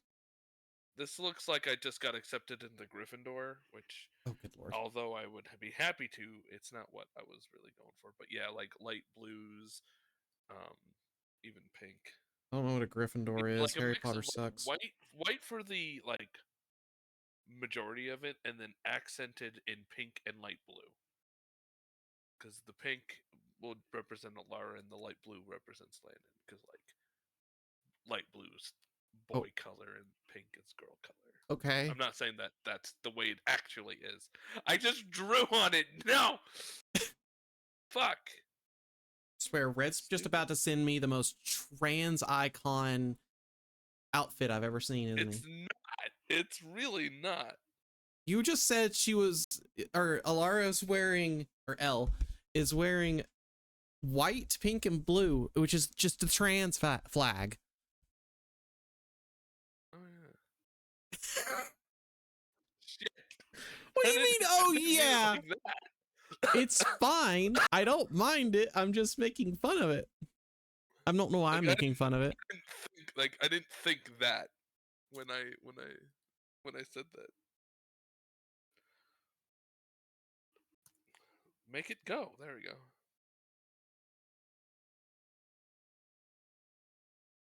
Okay. Okay. And like I don't know if it's there, but like more like that should be like a tie in the middle. That's fair. Okay, And got like it. I said, I don't need the snake and the sword. A hammer down there would be cool though. Okay. So you walk in to the cottage and you see these two little fairy lights are just finishing up like some hymns and stuff on this flowing almost dress with a cape. It is like underneath you can see that it is a dress skirt, more or less, with a overcoat around that. If anyone wants to think of, I think this outfit almost makes me think Violet Evergarden.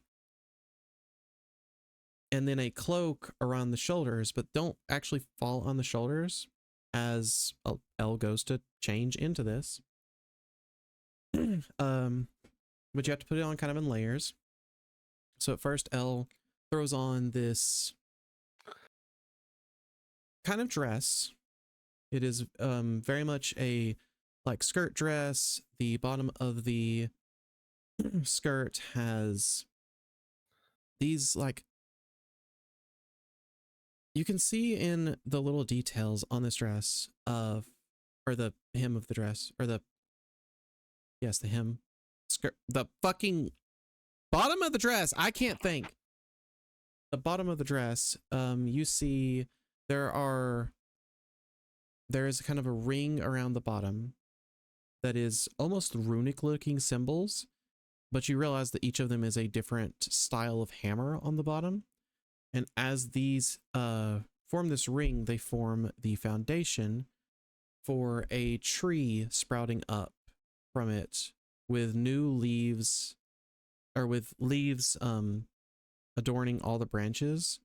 And as you go higher and higher up the dress, there are leaves coming off and getting larger and larger, and they are in this almost rainbow of colors. Some ways you could look at it and it might be silver. Some ways you might look at it and it might be blue. In certain lights, you've realized that there are pinks and reds in there as well. The overcoat itself is after the dress, there is an overcoat that goes on that buttons up in the middle of your chest, goes down to where a belt is secured around your waist, and it flares out with the dress to create more of that open hip look, basically. What color did you say you wanted this to be? I forget. Pink, blue, and white. I think blue for the over.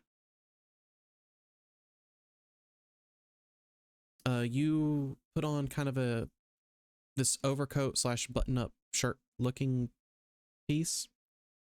That is very, it almost looks as if you had taken the blue of a morning sky, a morning spring sky. You've just taken the blue out of that and just put it on this cloth somehow.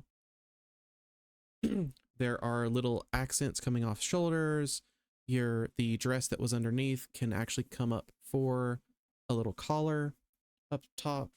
The little sprites help you fasten on a tie to help cover the buttons as it falls down, and right above the line where a belt around your waist is. And then they finally secure a little cape that originally would fall on your shoulders, but instead kind of falls off them and works its way in front of you. And just in case, chat, I can kind of show you what this is, but the colors are a little bit different.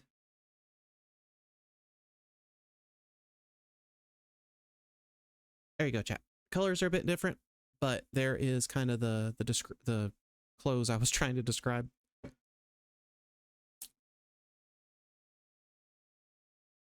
very much a almost formal masculine-esque look up top, with the skirt going down below to create this more feminine look below as well. But there are accents in each spot to contradict these stereotypical looks.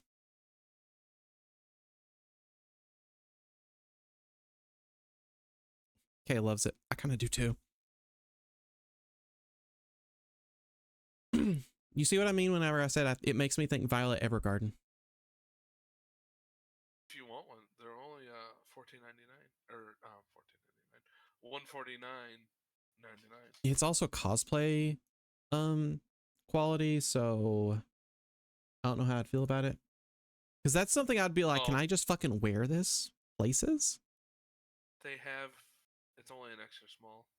They have a green one that they have medium small. I am not extra small. Technically, I think my large. Okay, depending on the place, my size would probably be. Fuck, if it's like Chinese, my size is probably extra large. If it's not, if it's made for a little bit bigger people, then it's more large to medium. You hate what? I hate, like, a lot of companies now are making stuff in Britain. Yeah. Or like selling it in here and Britain, so the sizes are all fucked up. Like, I bought a Zelda shirt on Amazon and got a size and it was way too small, and I was like, I have a coat that I ordered a certain size, and I keep meaning to reorder the same coat as a size up. And the biggest thing is it's just a little too tight. and it's especially tight on my arms.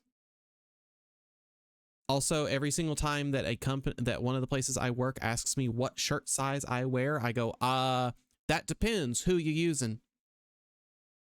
Because either I'm a medium and it'll fit perfectly, or I tell you medium and it will be as tight as possible on my chest. And I'm like, I don't really want it to be tight as possible on my chest. I'm trying to hide some things. Anyways, as Elle gets dressed up in this, it gets like, because Elle also has to kind of adjust the cuffs on their wrists. Yeah. Orion walks in and just goes, "Oh, so that's the vision you were going for. I approve. It's very suiting, very fluid." I'm gonna like avert my gaze and say thank you. Thanks.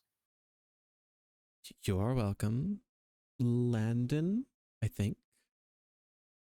I'm trying to get better at predicting which one of you is which.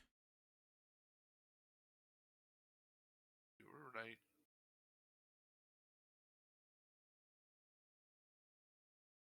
So did Elara actually inspire the skirt, or did you also approve of that?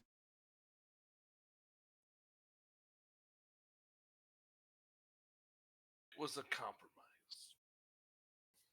It is a good compromise. It's not like the people of Springwood are going to judge you.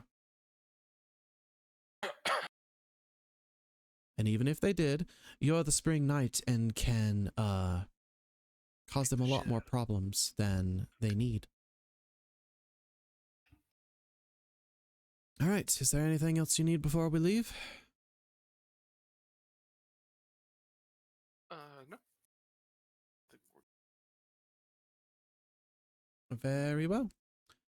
And right before you guys leave, he gets the little fairy sprites to kind of take Elle's hair and do it up a little bit, because I'm assuming Elle still or Elara / Landon still has that longer hair. Yeah, it was like long, straight. I'd like. Do I get to pick again? Or If you want to, sure, that's perfectly fine. okay. So, like, I'm not gonna say. I'm gonna say something. It's not like scrappy bangs. Do you know what? Do you know what I'm I trying don't to know say? if I've heard of scrappy bangs. But like bangs. But like Yeah. they're not like. I wish. There was a new And hairstyle then, I'd heard about recently that I feel like I could see you almost going for, and then but the also back. not. The hair just braided into like a big braid. Okay, You know what I a mean? large oh fuck, Like I a know what Viking that's braid. called. I forget what that's called. I know it. What? What's her name? Fuck. The girl on How to Train Your Dragon. Astrid? Is that her name? Yeah. I just took a wild guess at something that sounded Viking-ish. Oh, okay. So that like all your hair's just pulled into that braid rather than it being like put Yeah. into a ponytail and then braided. Yeah, so Okay. I wish you could see this hair from the back. Okay, I got you. I can see it in the back, like just in my mind. It's a hairstyle that I kind of want to try.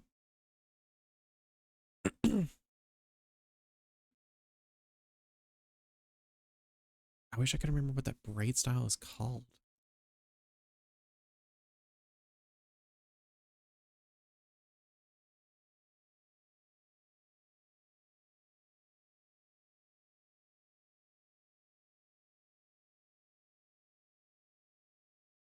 Okay, half of these things it's telling me are braids are just not fucking braids.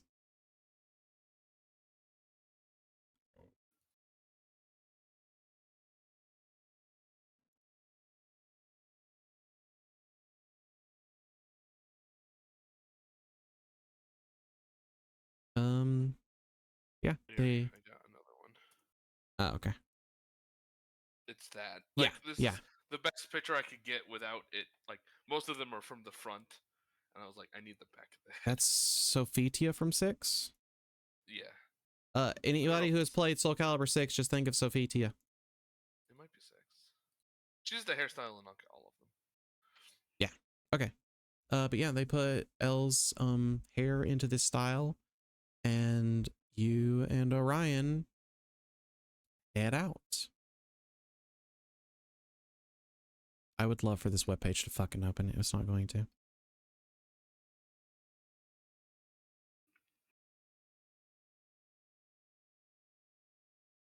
I don't think it's gonna. It's bothering me that I don't know the name of it.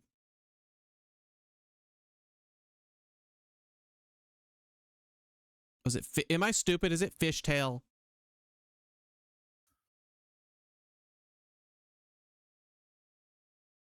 Where's my phone? No, not quite. It's more like pull through or French braid. Okay. Anywho's, now that I'm stopped being distracted.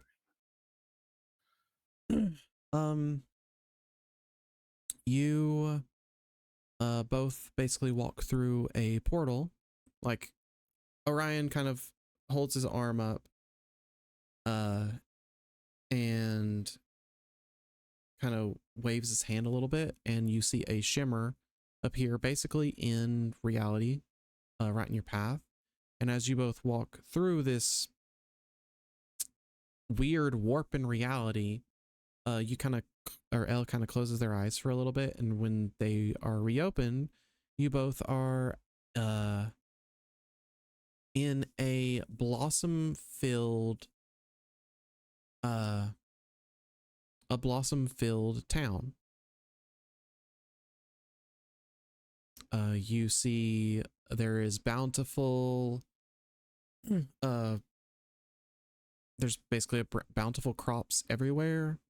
Things look as if they can just be picked straight off the vines, and some things have been, as there are some food vendors standing around to be able to sell their harvests. And also there are like food vendors and everything everywhere to cook food for people and hand them off. Orion looks at you and goes, "Welcome to Spring Garden. We're still in Springwood, but this is where they are holding the Fae. Oh, I forget what they called it. I'm not sure. I'll get back to you. But this is a realm very close to us." You'll notice that you guys left like around sunset, and when you stepped into material plane, it is still very much sunset. You still feel like it doesn't feel like you left the spring court at all in the sense of what it looks like, but you can feel that the magic in the air is different. It's not as if you are still on the plane of Fae. It does feel like inherently you recognize that you are on the material plane.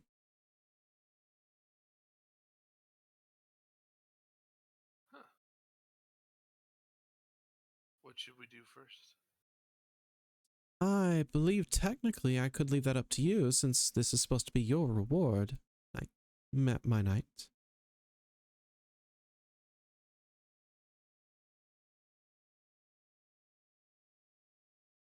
So out of all the things I can see, is there like certain spots of interest? You see there is things such as like a hedge maze. There is, weirdly enough, bobbing for apples.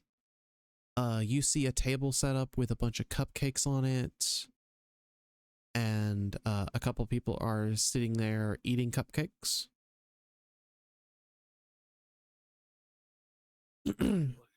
Say what? I do like a good cupcake, but I wanna go to the hedge mage.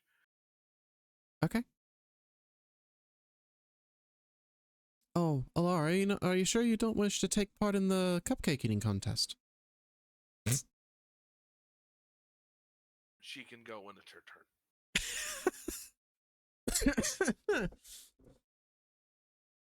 I'm wearing a dress, so I get to go first. Oh God, it's not the cupcakes. Not again. Who's ready to take custard damage? Oh man, That's what the brings back reference was. memories. That was the first episode. Yeah, it was. Good old days.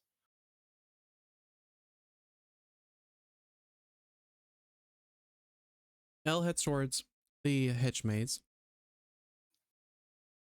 Just kind of wandering around, enjoying the sights.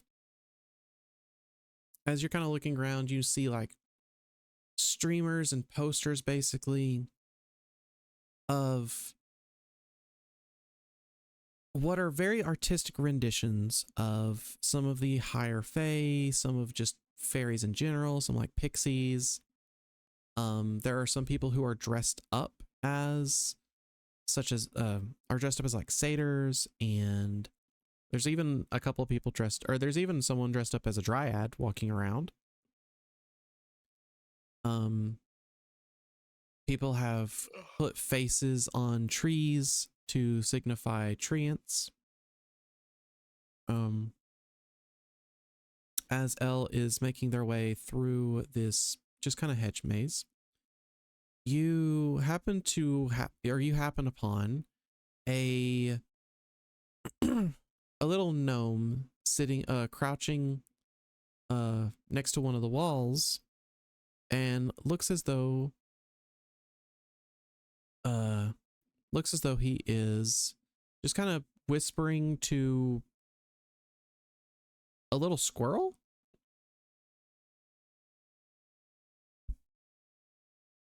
Are you doing okay over there? Oh, yes. I'm just talking with my friend. We're also waiting for my sibling. Oh. Does the squirrel seem like it's communicating back? Yes, it does. As you kind of get a closer look at this squirrel, you notice that it is actually a purple, blue, and pink all rolled together into its fur in a shading pattern almost, as it comes up from like the deeper parts of its fur are this purple, and then it fades, or are blue, then it fades into this purple and then pink at the very edges of its fur. You notice that it has tiny little antlers and has probably about 3 extra eyes. That's horrifying. No, he's cute. Where is the description? Can I talk to the squirrel? You wish to talk to what the fuck? There. You wish to talk to Moo? You can speak with animals? Oh. So it's you that can talk to animals, not the animal that can talk to humans or people. Well, yes. It is part of my druid training, of course. I'm not sure if anyone could call themselves a druid and not be able to speak with animals. We must know the denizens of the nature if we are to understand nature itself. Makes sense, I guess. So I'm still in the hedge maze, right? Yeah. Alright, well, I'm gonna wish them well and continue. As you go to say goodbye, actually, you see a lizard folk actually come around the corner and look at this gnome and go, "There you are. I was wondering when I would find you." Okay. I was wondering when I would find you. Yes, Pyrax. I was just talking with Moo here while we waited for you. While you were just lazing about, Three Flower. One could say that, yes. Come, let's go get some food or something. Let's do that, sibling. Well, have a good day. Have a good day, adventurer. You too. And the both of them walk off.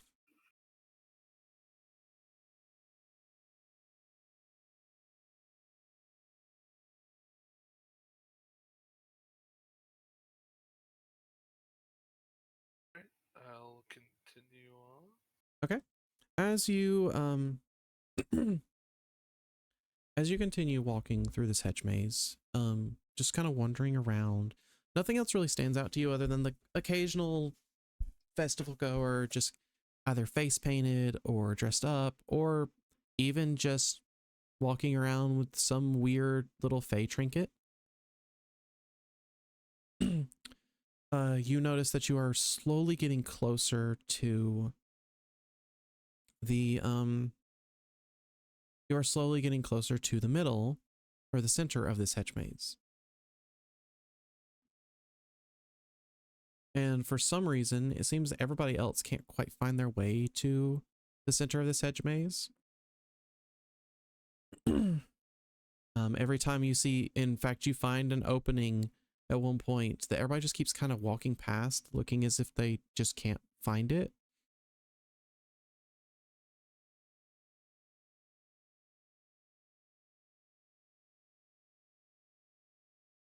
So what do you do?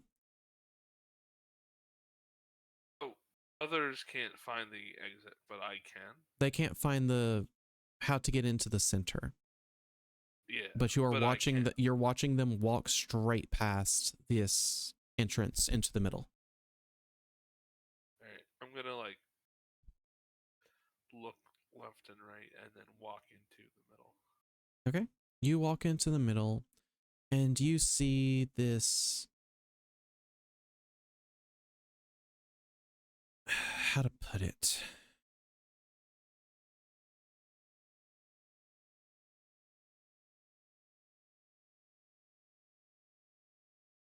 You see this large pond, basically, that has a bridge.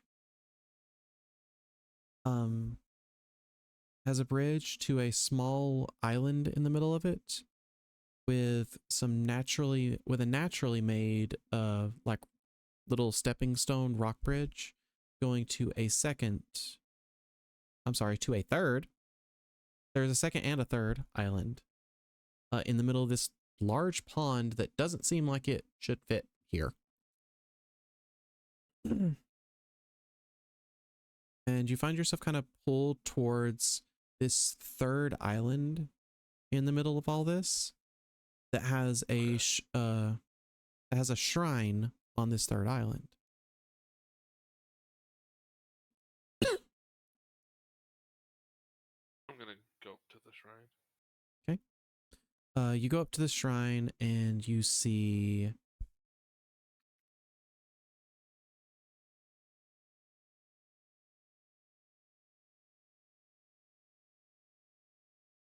sorry, I'm just trying to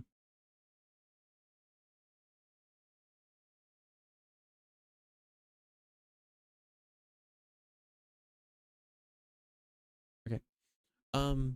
When you get to the shrine, you see a little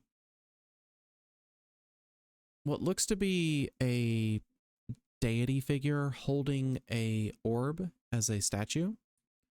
There are plenty of offerings left to this statue draped around it. It looks very well cared for, even with all the offerings draped around it.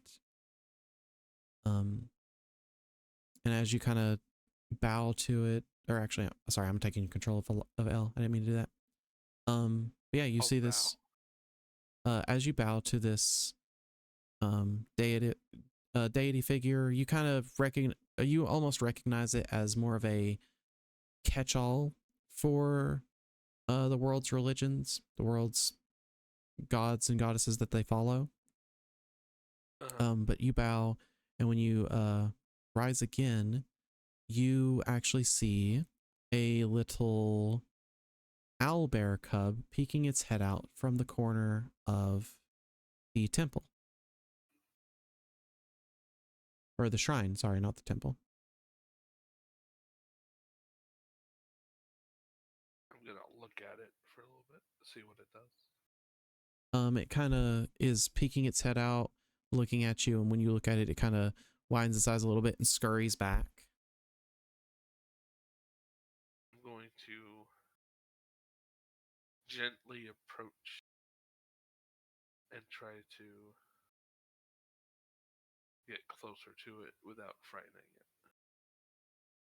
it. As you kind of start to slowly approach it, it kind of peeks its head out again, sees you a little closer, and just kind of scurries back a little tiny bit, and just kind of repeats this while you approach, until you kind of come around the corner, and it finally only scurries back a little bit and then stares at you. And you're able to see, like, on its back, more or less, you're able to see this kind of what would normally constitute an owlbear. You've seen a couple owlbears in spring itself, but they've been very normal looking ish from what you would expect to see on the material plane through any of your studies and everything. It's just, you know, brown fur or brown feathers on the back, but on the front of this owlbear, instead of it being the normal colors it normally, or it would happen to be, you instead see shades of, or you instead see a purple surrounding its mouth. As the purple goes down its chest, it fades to a very slight patch of white. As it goes up its body, on its brow, you see streaks of pink that lead to finally to an edge, the edge of some of its wings having a golden sheen to the end of them. And the same kind of happens as you go down its forearms, where it keeps this blue, purple, fades into pink a little bit, and then ends in these golden feathers at the end. All right, I'm gonna try to like get it to come over to me so I can pet it. Okay. For that, I will ask you to roll me animal handling. I really hope I get a good score here. In fact, I will ask. Like, you have 8 animal handling. What are you talking? What did you roll? I rolled a 3. How'd you wait? How did you roll a 3? What do you mean? You have a +8 in animal handling. Yeah, so I got it was a 3 plus 8 equals 11. Oh, that's different. It kind of stays a little skittish of you. Why the fuck? Okay, apparently when I leveled you down, it took so much away from you because for some reason you have now 11 armor class. I took off my Oh, okay. just reset it. I took off plate because I put plate on just to Test for it. numbers to see how it would work, and then Okay. I took it off, but I forgot to put on chain shirt back on. Okay.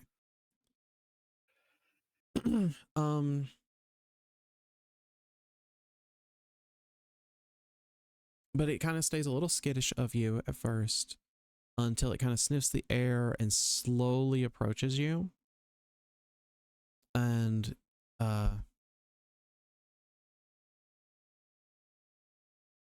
looks up at you with these very interesting looking little eyes. You can see the white like sclera of the eyes around its pupils. And instead of the normal like black pupils you would expect to see, it is instead that same fur pattern where on the very edge of its pupil, you see a gold that fades into this pink, that fades into a purple, and finally into a black.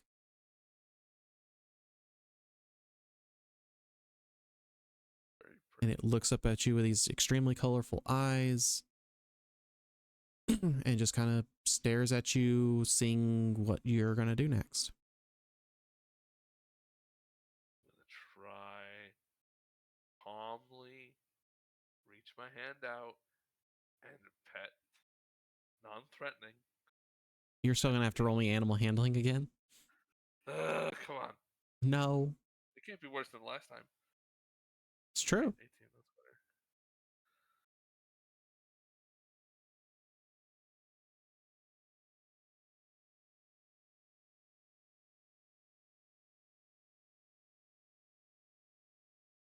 Hello. Hello. So what happens? I don't know. What'd you roll? Oh, 18. 18. 18. Sorry, I didn't hear it, I guess. Now I can see the things. I don't know what was happening.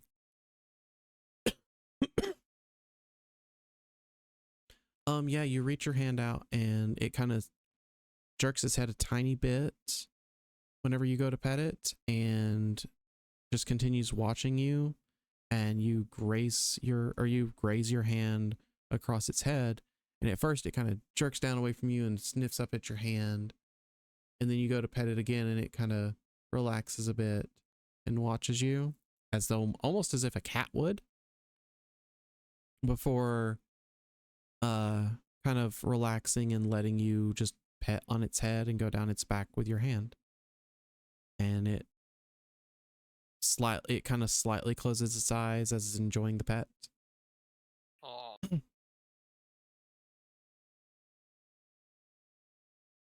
And then almost as suddenly as it relaxed to your touch, it suddenly bounds away back into the overgrowth. Looks back at you one final time and then hops into the bushes. Easy come, easy go.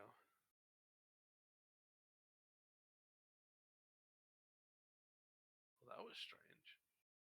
I'm gonna stand back up and continue. So I'm on that third island. Yep. Is there anything else there? There is not.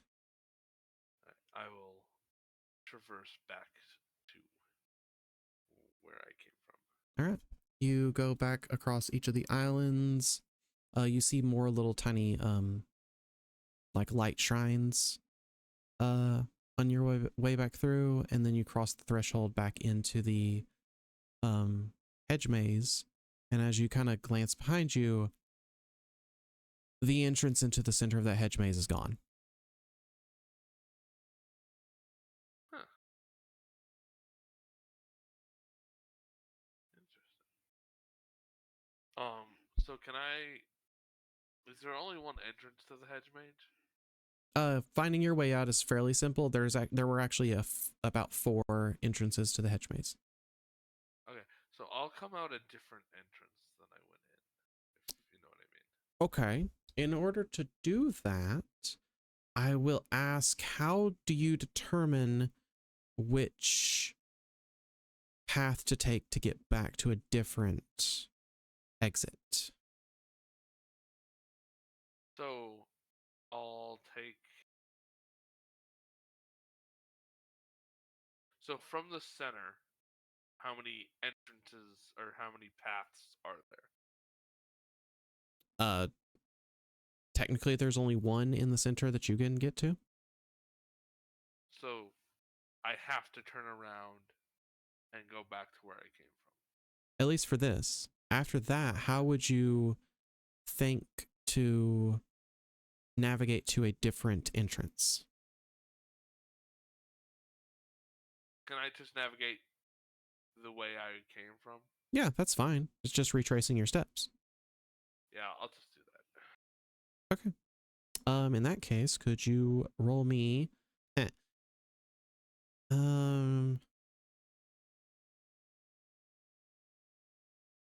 it's fine. I was gonna be like, let me see if I can do a non-standard ability check for you, but I'm like, nah, it's fine. I'll just do it. Survival, like that nature. Yeah, but it'd be different. Be like intelligence survival, so you would have to just roll with your intelligence modifier. No. So we're not gonna worry about it.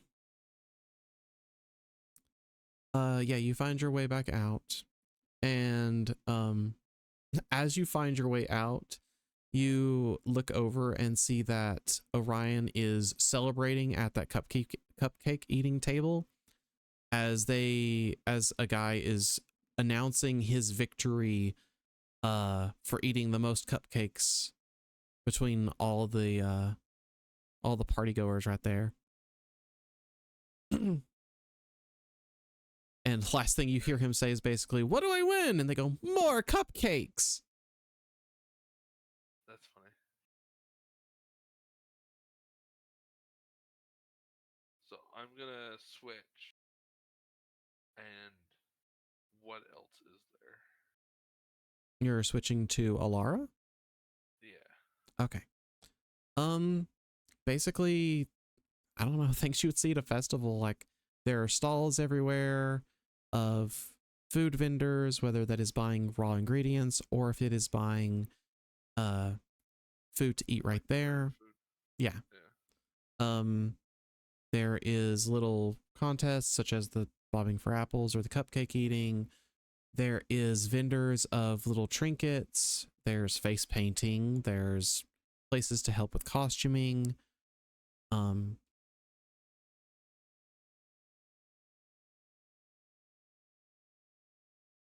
Otherwise, it's kind of a thing of just looking around and seeing the sights of this sunset that you realize has not progressed at all. It looks as though the sun is continuing to set at exactly the same as it was before you entered the hedge maze. And you're pretty sure it took you about an hour or so to navigate through the hedge maze and back. All right. So I'm gonna go back to where Ryan is. All right. And congratulate him on his cupcake. Ah, thank you, El. Yes, these mortals do know how to make a fine cupcake, though it's not as good as the ones at the carnival. And one of the people putting out the cupcakes looks at him as like slightly horrified and then just kind of like, "Oh no." It's like, "Oh no, I apologies. I did not mean to offend. These are perfectly good cupcakes. Just the Witchlight Carnival has an advantage." And they kind of hesitate and then put cupcakes down and hurry off. "Well, I think I have offended a mortal. It would not be the first time. And it won't be the last. Well, El, how has your time been so far?" We found an owl bear. "You found an owl bear?" I will describe the owl bear to him. "That's a very interesting sounding owl bear. Can't say I've heard of that species before. I don't think. Who knows? Anyways, it was a little owlbear cub. Okay, whenever you said you found an owlbear, I thought you meant you chased off an owlbear or were chased off. No. It was a little one. Little one. Wonder where the mother is then. Oh. I hope we don't find out. Well, if it's in the middle of the hedge maze where I'm sure it'll be safe. Yeah.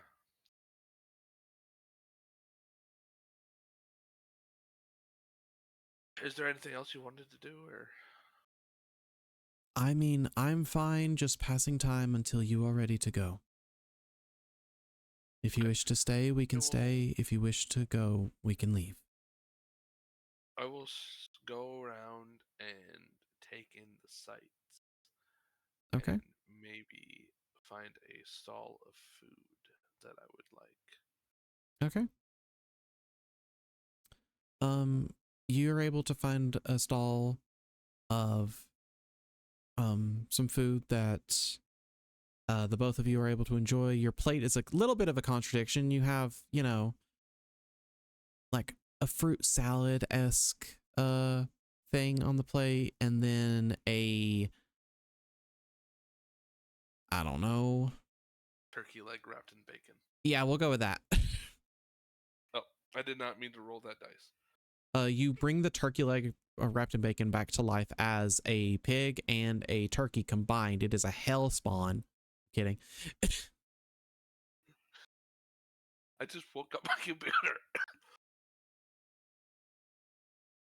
You needed to roll animal handling to wake up your computer? Your computer's not an animal. When I hit the space bar, which wakes up my computer. Oh, It okay. rolls the last thing I rolled, and I just like tapped my space bar a couple times to wake up the computer. But yeah, you're able to kind of side each other almost, and both enjoy the food. In fact, both of you enjoy each other's food a little bit more than you expected.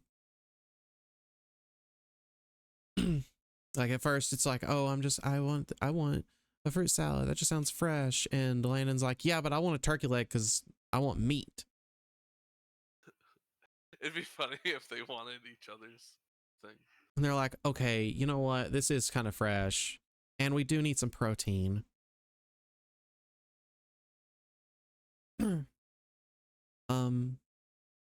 But you're able to kind of sit down and eat. Whenever you sit down and eat, you actually have someone kind of come up next to you, ask if it's okay if they sit next to you just to eat real quick. And they take their seat and talk to you for a little bit, and actually talk to you a little bit about masonry of all things, and help go into a little bit more of the craft with you. You know, some of the things you're saying, or some of the things Elle's saying to them, they're able to tell, okay, you very much are a newbie in this, but you are very passionate, or you are passionate in your interest for this. Even if it is just a hobby to you or whatnot, and they give you a little bit of pointers that kind of clears up some things for you and helps you a little bit before they finish up their food, wish you well, and are on their way. Thank you. They say you're welcome and go off. Trying to think if there was any back. I went to the wrong section. Try that again.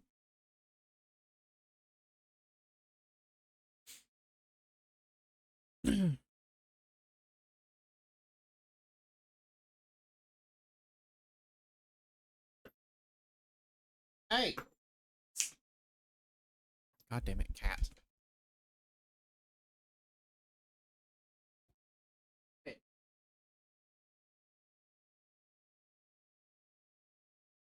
Leaving shit alone. Excuse me.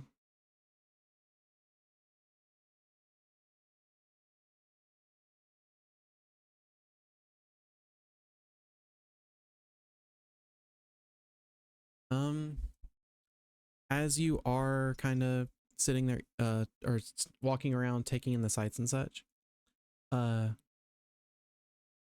you are able to kind of see in some of the little streams and everything as you walk past them that there are actually some very bright koi fish in them. So I just realized, why the fuck don't I have Discord reactive? Why aren't you working? There we go. Stupid Foogie. I love that Pelipper is playing D&D and D&D with us, by the way.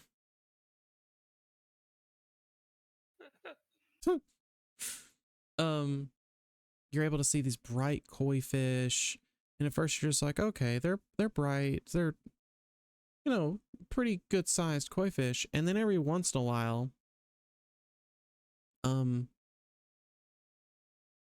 as the festival kind of goes on, you see some of these koi fish, except instead of being big for a koi fish, they are actually swimming through the air, and they are giant koi fish. That's a big fish. There are more than one. And it appears as if they are swimming kind of down the stream alongside the other fish, but not in the stream itself. And it looks as though a lot of them are happening to head towards that, where you would almost interpret the shrine having been. in the middle of the hedge maze.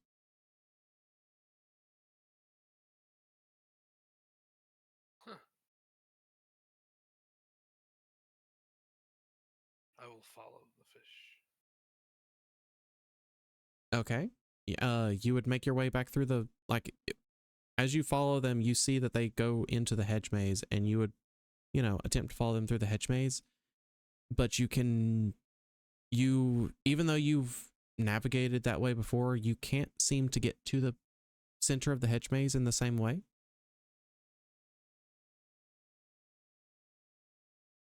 I still see the fish flowing that way. Yeah. Once they get to a certain point, though, you look at them almost dissipate. Okay.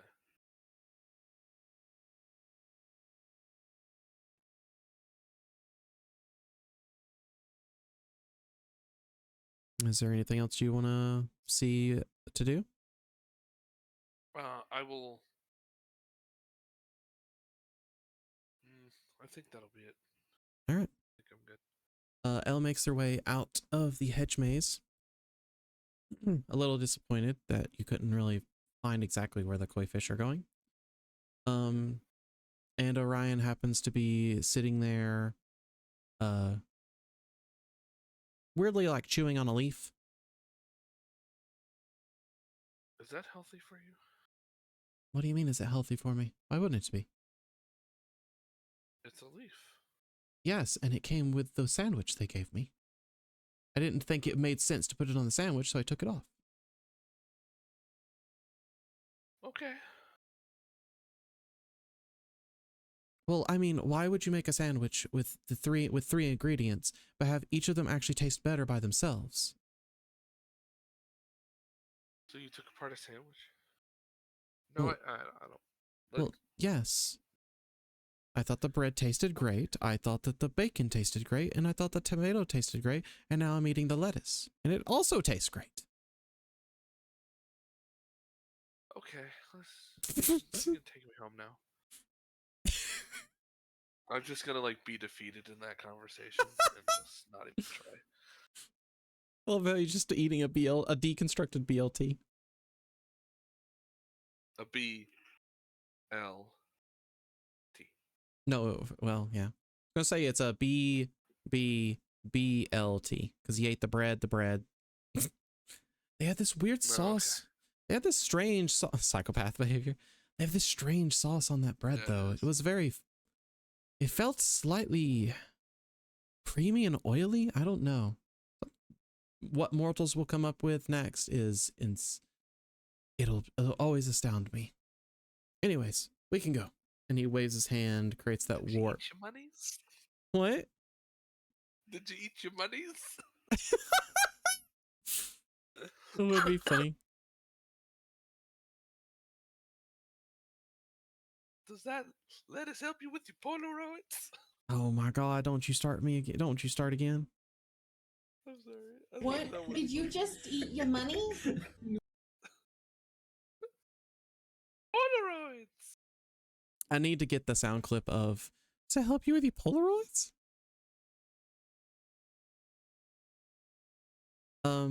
But he waves his hand, creates that warp kind of in the air, and the two of you step back through and are back in the spring court.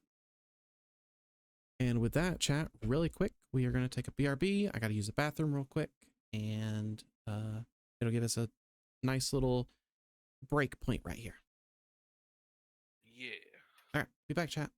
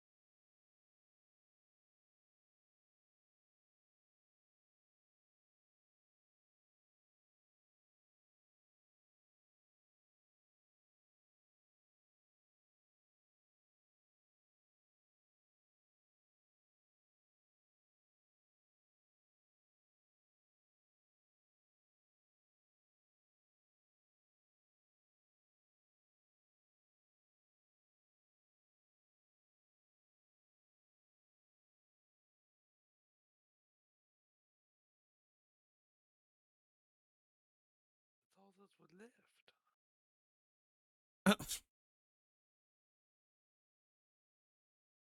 What I should have done, he should have been sitting there eating 3 cupcakes.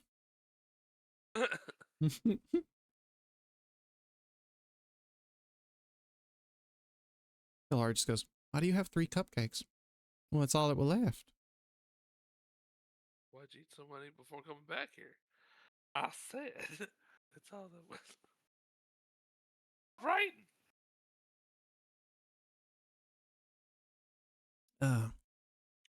A, welcome back, chat. And B, Orion and L step through the warp in the in between the realms. And it doesn't look as though you've even left the festival, actually. In fact, it actually looks a little later in the spring court than it did in this town of Springwood, or town of Spring Garden.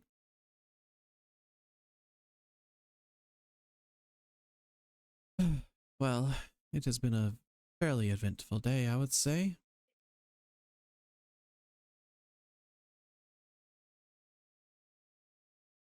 I started to say hello, Red, and I hate you. So I started to be like, hi, Red, and I'm like, wait, I'm in chat with you, god damn it. Well, you can still be polite. Hello, Red. How are you doing? I'm sorry.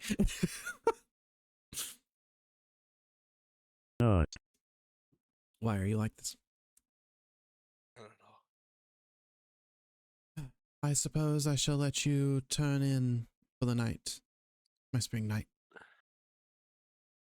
Okay. I will see you tomorrow for more training. Yes. And Orion leaves as you walk into the cottage and basically get ready for the night. Who are you right now? And off on Elara. You would want to be Elara right now? Sure. Okay. Because Landon had like the beginning of the day. True. Try to make it even as possible. To Elara, you actually are able to kind of hear in your head, well, that was more fun than I guess I could have expected. As Landon is talking to you. Yeah. Wasn't too bad. And It's a little bit somehow, embarrassing though. sure, somehow we didn't fight as much today. Yeah, that was nice. Actually, yeah. I thought that maybe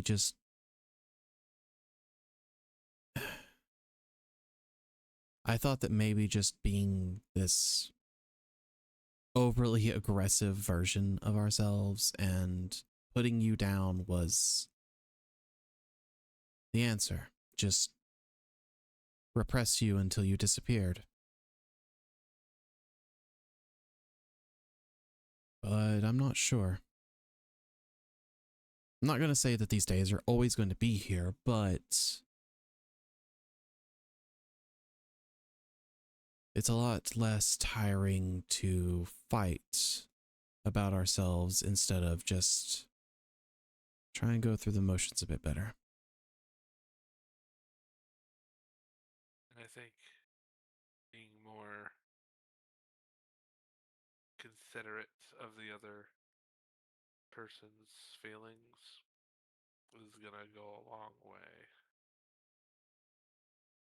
Yeah, I'll try.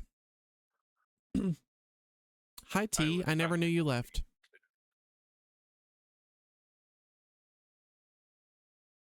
Say what? I was talking about myself as well. I didn't hear what you said. I'm sorry. Oh, I was being considerate to the other person's feelings and actions. Yeah, we can try. It takes 2 people to fight, so. Yeah. Unless you muse it, and then it only takes one. Yeah. Wonder how they're doing. That's a great question. I know they didn't actually abandon us. It just kind of felt that way. It just felt better to just blame someone else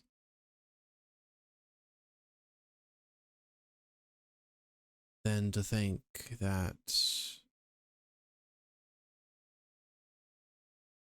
there was something wrong with me, I guess. Us, technically.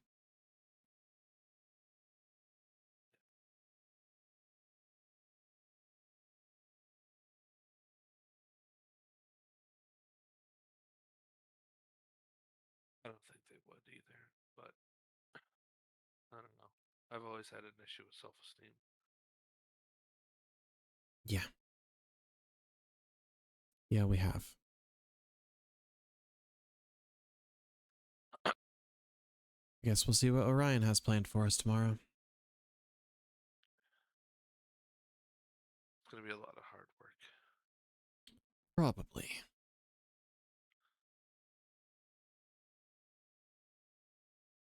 And with that, Elara and Landon maybe talk throughout the night.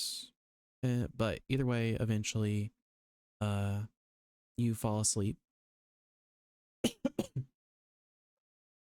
And in the morning, when Elle wakes up, you do not find yourself in your bed. You find yourself in Orion's bed? No. Yes, T, I you mean, missed the what? line. T's like, have we found out whose body it is? And I'm like, yes, T, we did find out. You missed the line.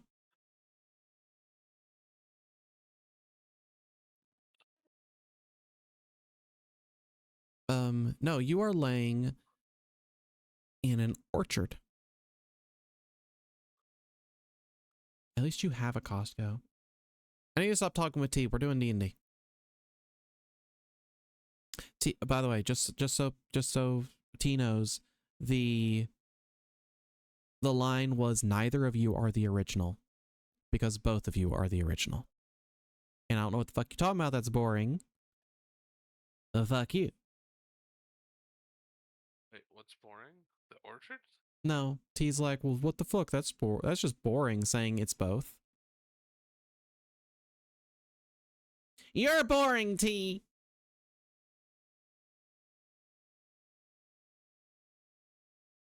Oh my god. I'm not explaining this. I'll explain this after we have Fred's actual one-on-one D&D session. It's illogical.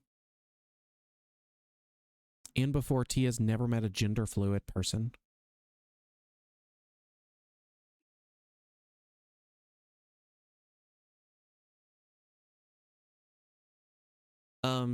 No, instead you wake up in an orchard that you recognize as a place that you were told to not go because of how dangerous it is.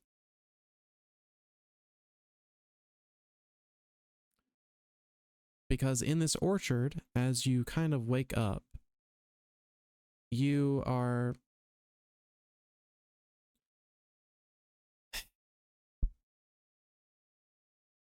as you wake up, you are like you kind of look ahead above you because you hear a extremely loud rumbling sound almost. We'll look towards the sound. You don't all you can kind of look towards is basically the trees before you suddenly see a giant yellow and black shape that this extremely loud buzzing is coming from. It's a bee. Is it a bee? It is a giant fucking bee as it just flies overhead. I'm going to kind of crouch down to avoid detection. Yeah, okay.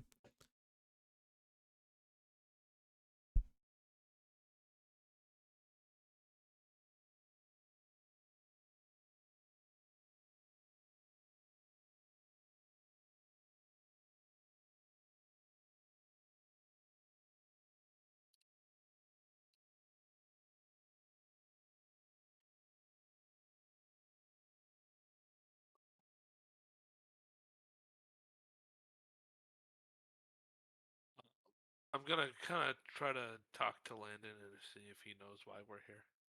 Okay.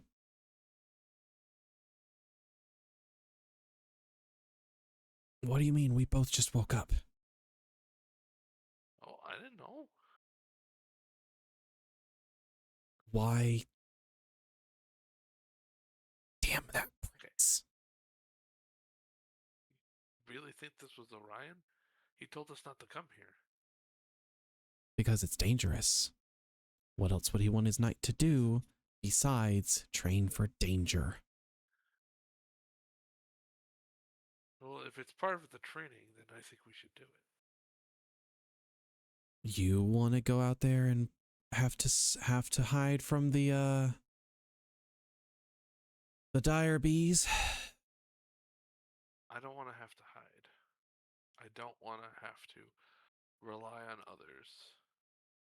I want to protect others. Elara, this is not the time to be brave around hornets that will kill us with one sting. There's no one else here to protect, is there? Is there? And you notice that Landon's getting a little more exasperated.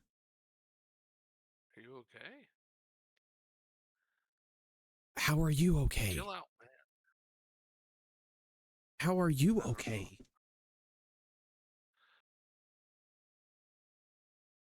I don't think Orion would put us in danger.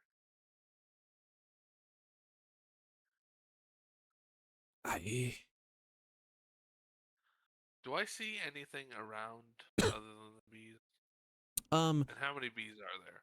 You have hidden sort of next to one of the trees, and at this point there is like you'll see one crossover going one way, and then you'll see another crossover another way, except it's a different one, and then you'll see a third and a fourth and a fifth, and there are too many to count. Okay.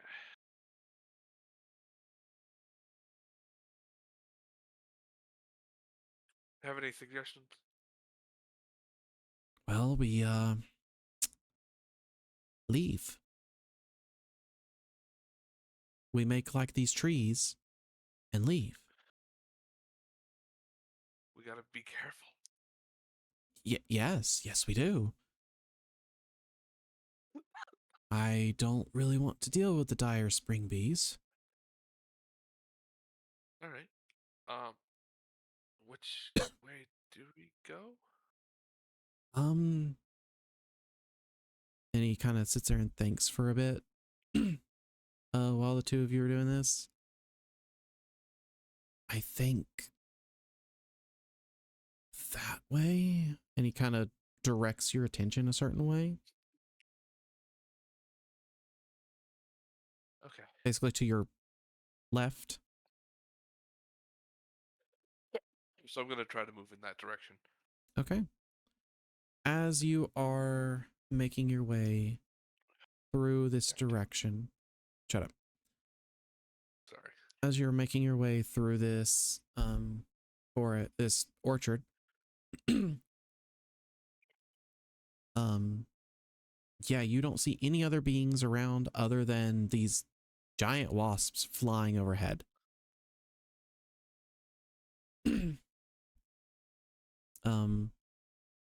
And you were kind of carefully sneaking taking cover for periods of time as these wasps fly overhead, taking the chance to move from tree to tree and find your hiding spots and everything. And a lot of this is honestly very mentally taxing for the both of you, because you're having to keep your awareness going almost at all times. It's just a stressful situation in the first place. It is not a good time. Wouldn't think it would be. And it is slowly getting to the both of you. Anytime Elara asks Landon for help, it is being slowly met with more and more short remarks, short barks at her almost, as his stress is being tested and he's reverting back to the temper, the anger.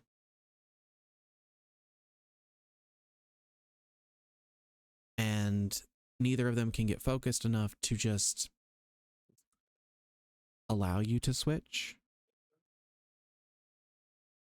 And it's slowly affecting Elara to the point where she's also slowly reverting back to the shyer aspects, and the stress is getting to her so much that at a certain point, technically the both of you are kind of starting to cry because this is like, hey, if we don't sneak perfectly, basically, these bees will just kill us.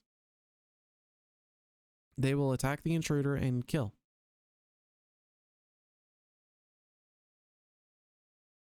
Okay.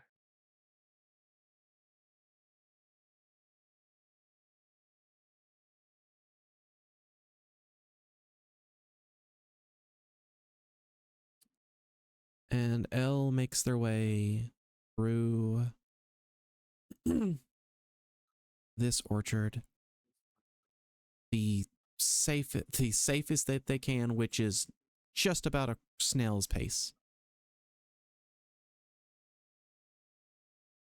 Fantastic. Say what? Fantastic. Yeah. And it gets quite later in the day, to the point of the sun setting, before Elle is able to find the edge of the orchard and quickly slip into the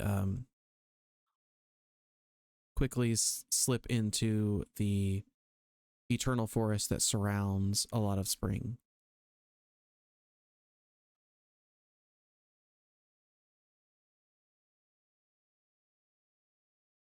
And all you're kind of able to do at that point is just hold your head. Just sit on the ground, holding your knees close, holding your head, as a Landon appears in a spirit form.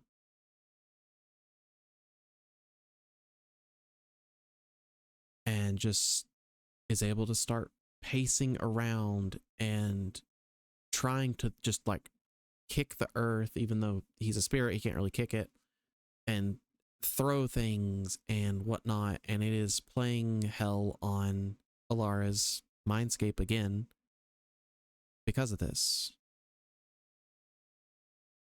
Because she doesn't want to feel the anger. She just kind of wants to almost curl up in a ball and go to sleep and go, okay, everything's fine. But then what would sleep possibly bring to them again? What if Orion suddenly puts them somewhere else extremely dangerous the next day?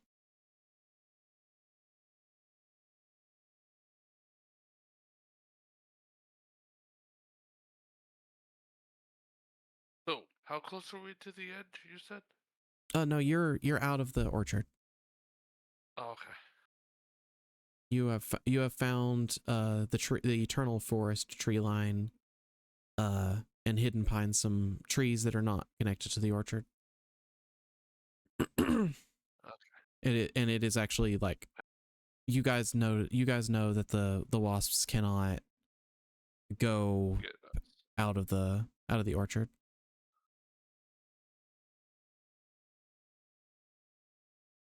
And as you are sitting there just kind of holding yourself, or as Elara technically is sitting there holding herself, hold on, where's the thing?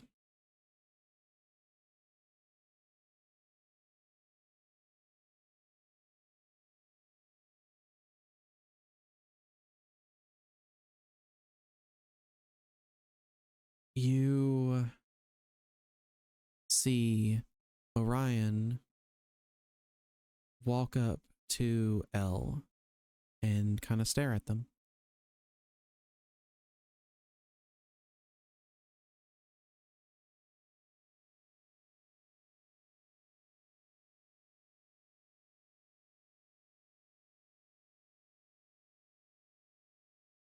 What was that supposed to teach us? Why, it was supposed to be survival training. And you did quite wonderful. It took you a while, but you worked through it.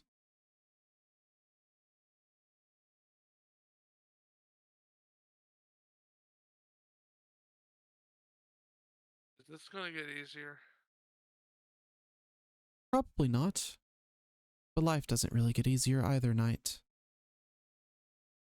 I told you, the arguing had to stop. We don't have time for your self-squabbles anymore.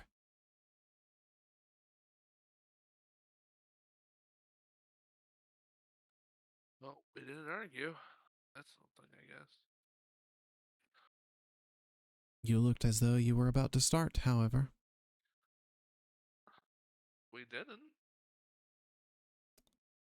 I would like you to switch. He needs a minute. No, that was DM telling you. Okay, we'll switch. Basically the actually, instead of switching, the spirit of Elara, or the spirit form of Elara, actually comes out of Elle's body. Ooh. I thought Landon was already out. Yep, that is correct. Oh God! So what happened to Elara? Just, like the body, does it just like drop? Oh, it is sitting there, kind of holding itself in the same way. And Elara comes out and just stares at Orion. What the fuck is wrong with you? So aggressive. Well, that's new.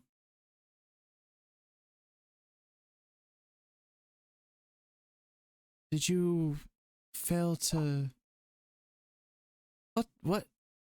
This is new.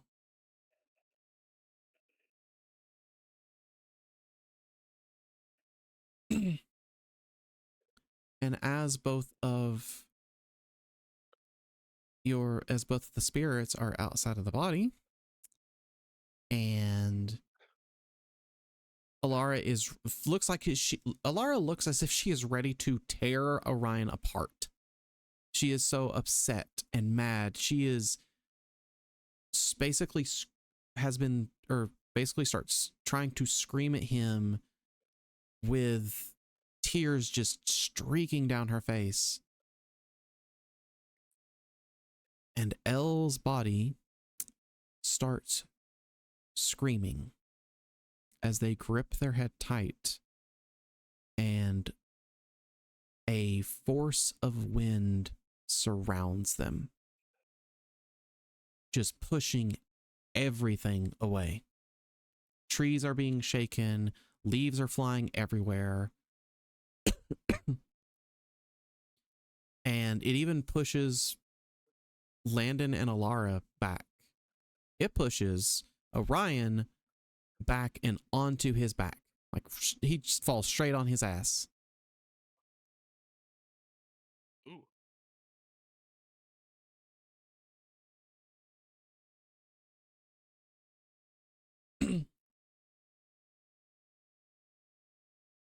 And after this gale force wind has ceased, Elle's body stands up, has a very different look to them, because it has these, I think we said, these little bat wings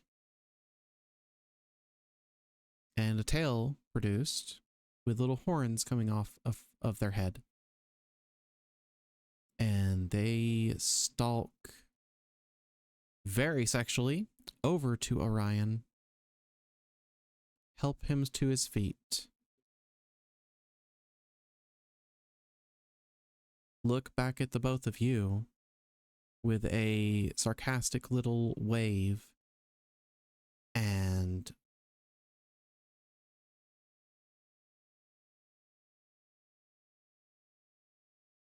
how to put it?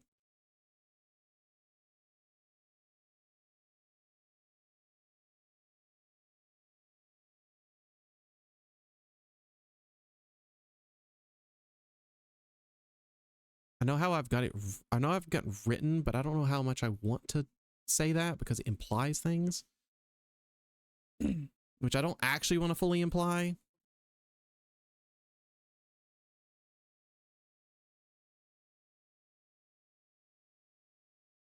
Elle's body stalks over to Orion and helps him to his feet before more or less pulling him away from you two, as these two phantoms of Elara and Landon start to argue again as if nothing had improved. Oh.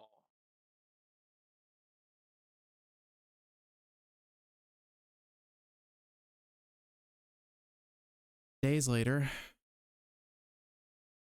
the phantoms finally find their body back, which is back in the cottage that they live, or that they is their residence, and both take up residence back in the body, knowing that nothing actually really happened, just that it stalked off with Orion, and he more or less was like, no, you're not doing anything with this body. Spring may be sexual, but Spring is also consent. And he sent the spirit that had the spirit that gave you the gifts back to home. Because, like, intrinsically, Elara and Landon both understand that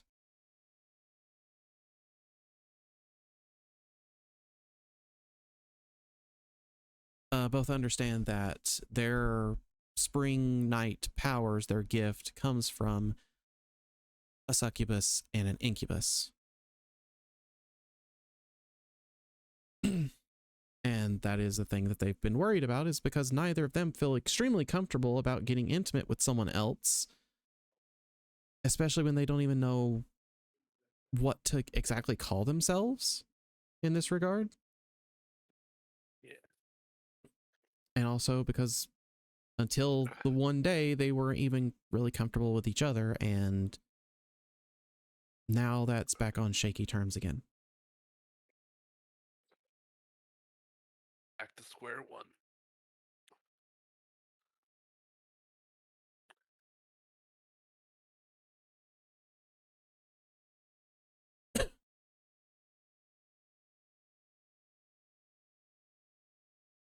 training with Orion in spring resumes. You do work on, or L does work on their swordsmanship a bit better, their combat skills, works with some of their magic, goes around healing Fae as they watch Fae get into these little mock battles, mock wars, and are the one there to do triage for anyone who gets a little overzealous and gets themselves hurt. And things just kind of go somewhat normal. Anytime there is free time, instead of talking things out, L tends to just kind of go work on masonry a bit. Anything to kind of take thoughts away from things for a bit until Trying to make a hammer. Yeah. Oh, you want to make a hammer? Yeah. You know what? Sure, why not? You want to make a hammer like music? Made guns? Yeah, but like a hammer that's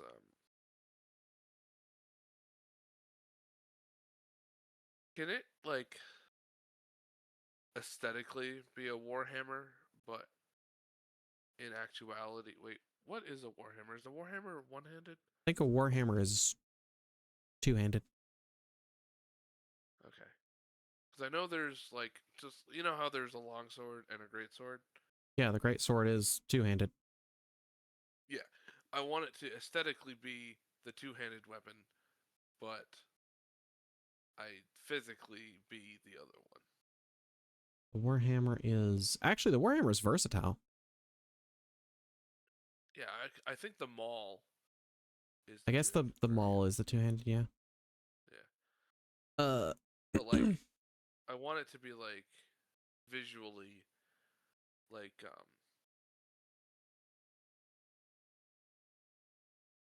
a giant hammer, Yeah, okay. but like We that can wise, it'll be like a normal warhammer.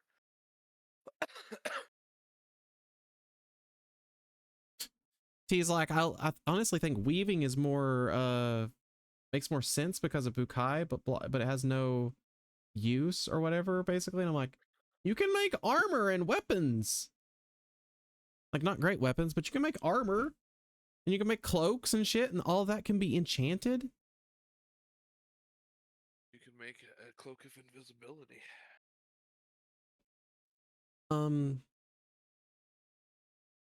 We can do the making of that, but I'd rather not do it on stream, actually. Yeah, that's fine. There until one day of training, it's been another about 6 months. You don't have to switch to Weaver, T. I'm just saying that you saying that it has no use, or that Cobbler at least has a use, isn't exactly true. Anyways, I'm getting distracted because of someone in chat wanting to make the world about them. I only make that joke because she was like, because I know the world in fact revolves around me. Or however you said that, I'm sorry. Yeah, that's what it was. Until one day, getting through this training and everything, Elara and Landon reestablish that connection of trying again, more or less, trying to just be understanding of each other, recognizing that that stress has the chance to send them both over the edge again. But that's something that's just going to have to happen, and it's something they're just both going to have to work on and get solved in however way they can. It's kind of almost the same conversation we had before, just with the extra "I'm sorry" from both of them. Probably a Landon being like, I didn't think you had that in you.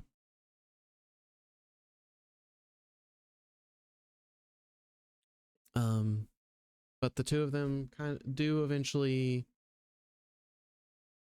agree to try this whole just compromising, just recognizing that they can't just have this internal mental turmoil that they impose on themselves. If someone else happens to impose it, they will have to just work through that in whatever way they kind of can.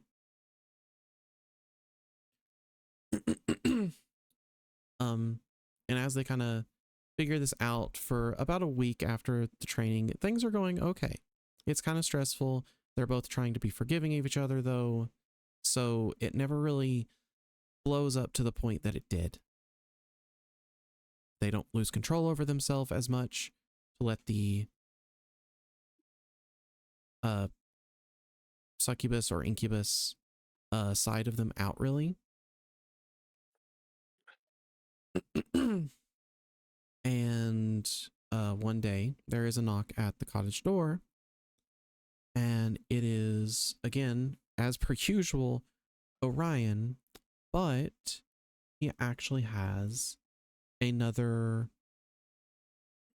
he has another person with him.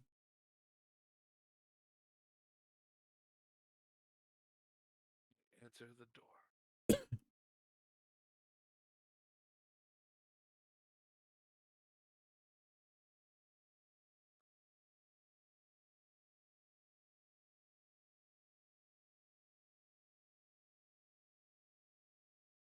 As you answer the door, yeah, I'm good. Sorry, I was trying to figure out which character I wanted to have this be. As you answer the door, in front of you stands Orion in his, golden hair, perfect skin shit that he always happens to do. The sexiness. Yeah. And next to him is a somewhat pale looking man, but he's a little bit tanner than Orion happens to be. He has he's wearing a very swanky outfit. He has like a purple sweater vest on with a white button up below, a red, I think that's a neckerchief. It is a neckerchief. A red like small tie that is like half tucked in to his vest. A shock of red hair on his head, a shock of short red hair on his head, and red eyes as he looks at you.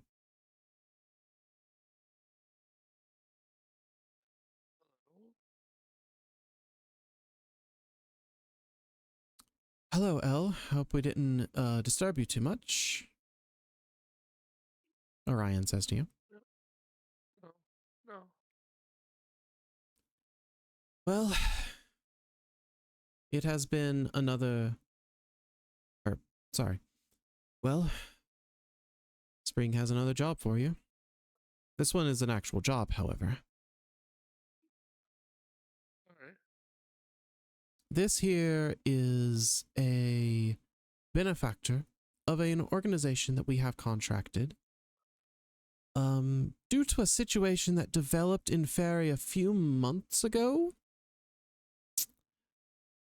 that we need solving with a bit of a surgical precision, if you will.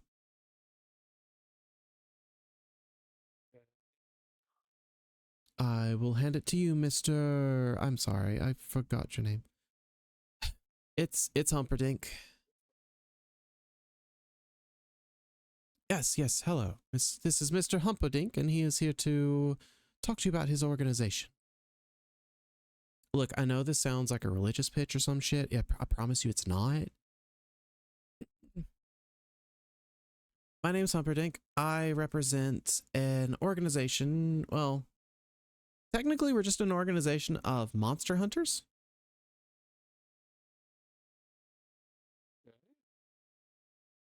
Hello? Hello? Okay. You cut out for half a second. Or it went like weirdly distorted. We're an organization of monster hunters, for lack of a better term. I mean, mainly it's one of us who goes out and hunts monsters, but the rest of us definitely help. Because if we didn't, I'm not sure she would. I'm pretty sure she would run the tavern into the ground and then salvage what's left of what was run into the ground into a hut that would then be run into the ground again, and then salvage that into some kind of mansion. Sorry, off topic. Our organization was contracted by the fairy courts to, well, hunt monsters. And they were hoping, we were hoping to recruit you to our side for this. However, I believe it is a job now, as the fairy prince has told me. Orion goes, yes, it is a job for my spring night, because fairy knights are tasked with finishing assignments. And this assignment is unfortunately a bit of a, well, let's say fairy fuck up. There were creatures that were kept in a special menagerie. The menagerie was there for anyone in there for all of Fae to remember these creatures by. They were fairly rare creatures. And you see, they may have escaped into the mortal plane,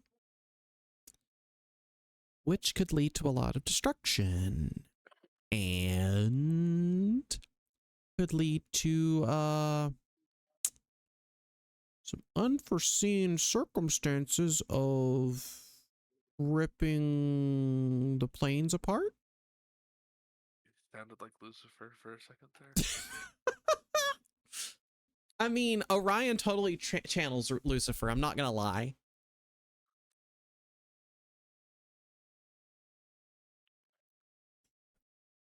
So the courts are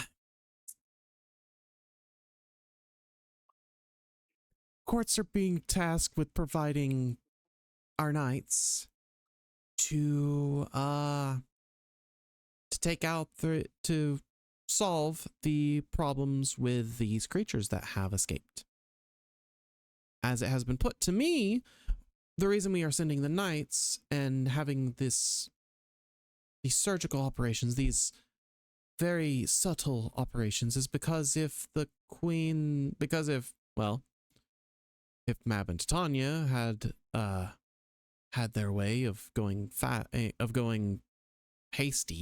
hasty about this, apparently they would just rip out sections of the material plane instead of being able to pinpoint it out. It's not exactly what we want. So I guess I am saying I am tasking you with going with Mr. Humperdinck here to their tavern, their headquarters, and rejoining the Witchlight Coven. Actually, I think they're being called by a different name soon.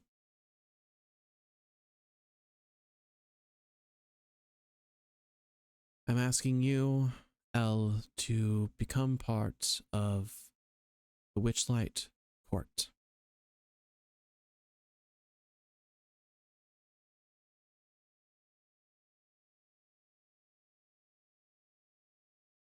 Do you accept? Huh? Sorry. Trying to think of what to say. Yes. Very well. That was an anticlimactic. Right. Very well. Picture that, but better. I can't think right now. I'm tired. Very well. I will leave you to...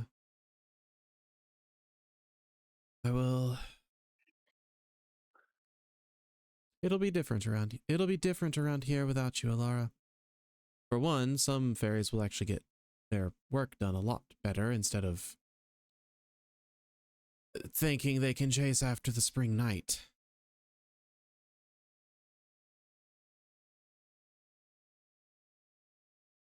I'm going to blush at that comment. Humperdinck is also going to blush at that comment.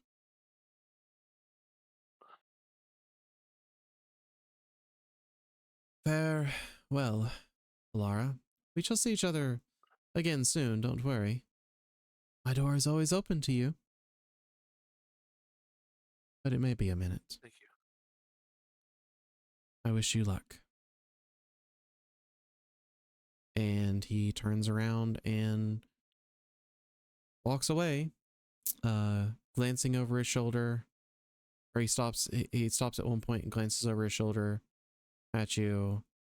And he looks at you with a face that you've not really seen before. You've never exactly seen Orion express to you you've never really seen his face in an actual sense of sadness and longing. And then he turns around and continues walking, and instead of coming over the next hill, he has disappeared. And Humperdinck looks back and fairies are an interesting sort. Well, I believe unfortunately, I think the Spring Prince just forgot to introduce us. May I ask your name?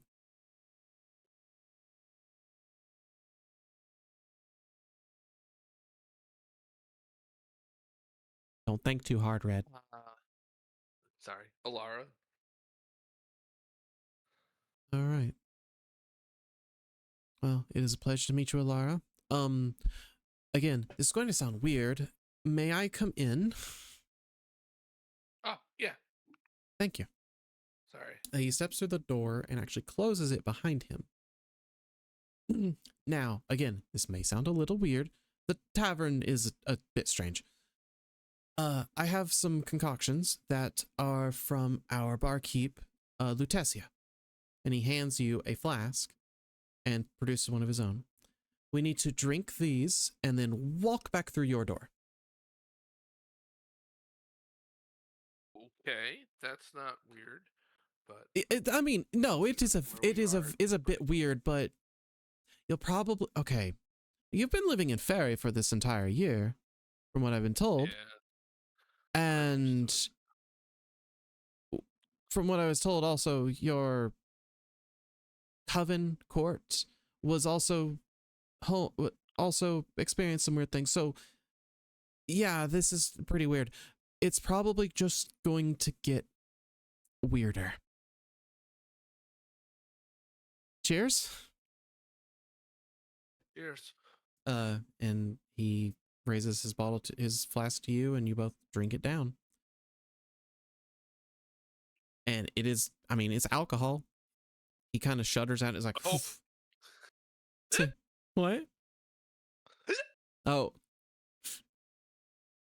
It's not that strong? Is it?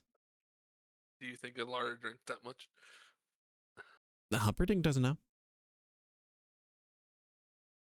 Oh boy, this is going to be a very, very interesting trip. If you wish, I don't know how to ask this. If you'll take my hand, we can both go to the tavern. I take his hand. Okay. And he opens the door, and instead of seeing in front of you the rolling fields of spring, you instead see a weird swirling vortex looking thing of just a myriad of colors. And death. And death. No.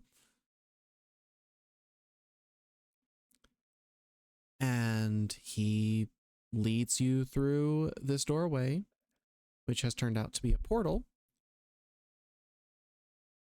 And I'll do the thing that I've done for everyone else, except for one person.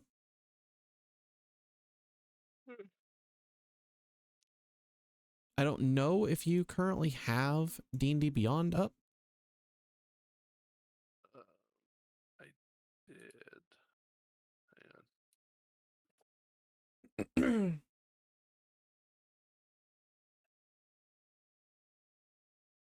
Okay.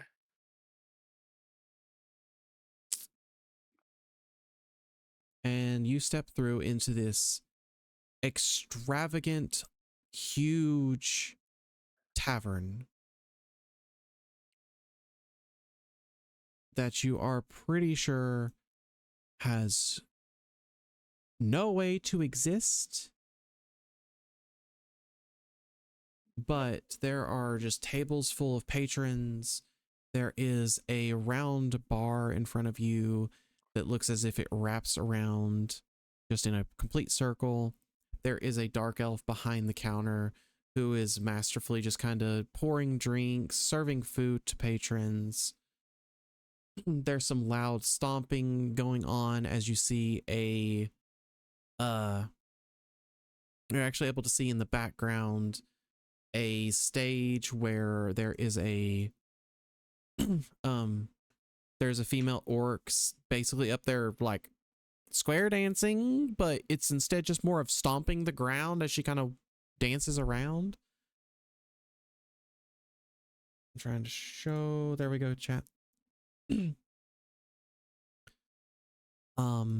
see a little floating orange orb looking creature with a large green eye and a mouth full of kind of dulled fangs as it just kind of like anxiously looks around as it's just kind of tracking some stuff. And you see a couple of little, what appear to you to be little sentient raccoon people sitting at one of the tables with a bunch of gadgets sitting on the table as they kind of point to a map and everything and just cackle to themselves. And Humperdinck looks back at you and goes, well, welcome to the Loot Tavern.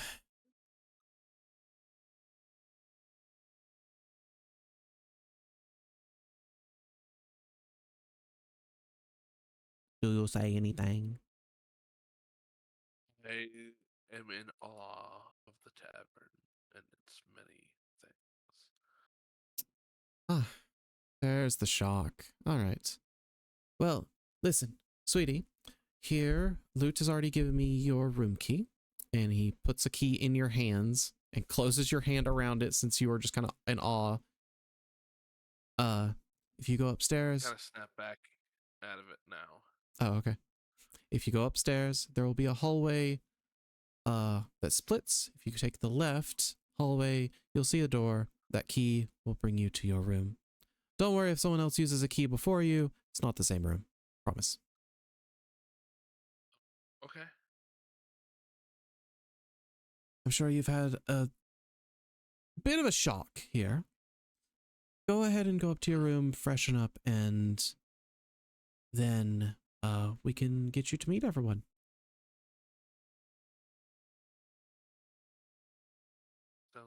Sounds good. I'm gonna go upstairs and freshen up. All right. You go upstairs to this hallway.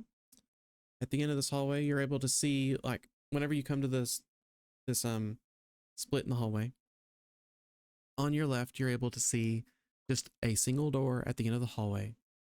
And on the other end, you're able to see a door slightly to your right that is closed up.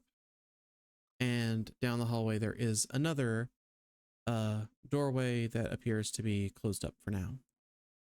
You take the left and go to this door, put the key in and unlock it, and the door opens to what you kind of see is basically a penthouse. When you first open the door and it closes behind you, you are in a hallway that splits off to 5 different doorways. And at the very end of that hallway is a large living room, foyer, dining room, study, all rolled into one. It is just a giant room that has been sectioned off to these different little areas. There's room for just a living room. There is room for a dining room. There is a kitchen that's fully stocked. There's a place for anyone to install like a crafting area slash hobby area slash whatever you need to there. There is part of it that's a library. There is part of it that is just a study. There is nearly everything in this one room that you could almost ask for. In fact, there's a giant garden in the middle of it. But instead of exploring that room fully, you're just kind of taking the sight and stumble back almost to one of the doors that feels kind of like it's calling to you. As you've stumbled back actually past two other doors there that were closed. Okay.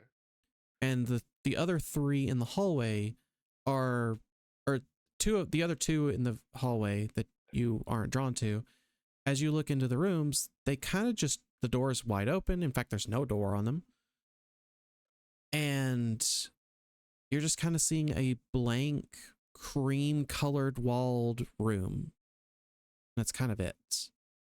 But the door that you feel called And to, that's in the other rooms. yes. The door that you are called to, you are able to open. And inside you find the bed from your cottage in spring. The room looks as though it is in almost perpetual twilight. The perpetual like twilight of spring, where everything has this almost blue hint to it. The cottage bed has its headboard sitting against a tree that comes up and provides a small canopy. And this tree is producing cherry blossoms, which these pink petals are providing some cover from the sky. Also, some of them will slowly fall and they blanket the ground in this shimmer of pink. It is just an extremely cozy room to you. There is a stand-up dresser with clothing of many different varieties. There is a mirror in the room for you. There is a wash basin for whatever you might need. It is just about what you could think of as your dream room right now.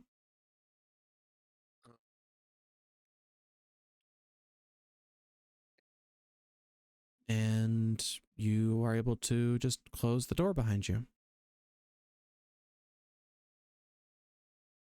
I'm gonna jump on the bed. Okay. Elle goes and jumps on the bed. Kind of almost giggles to himself a little bit. And the alcohol kind of is hitting you a little bit. Or Oh God. I guess it's hitting you a bit now. And Elle's just kind of sitting there in a slight quiet bliss as both Landon and Elara are just enjoying the silence, enjoying not arguing, not having to fear for their life immediately upon waking up, not having to deal with advances from fairies that they have no interest in.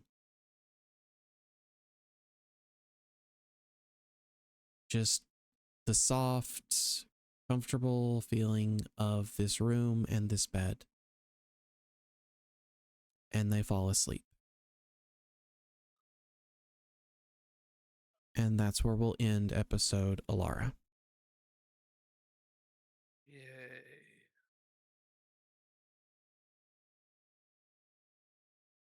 and we'll actually introduce you to all the other characters, like at the because I'm going to be reintroducing everybody to all the characters whenever season 2 actually starts.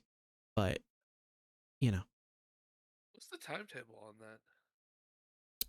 suppose it, depending on things, as long as everybody's able to attend and everything, the 15th of February is when I am hoping to start season 2.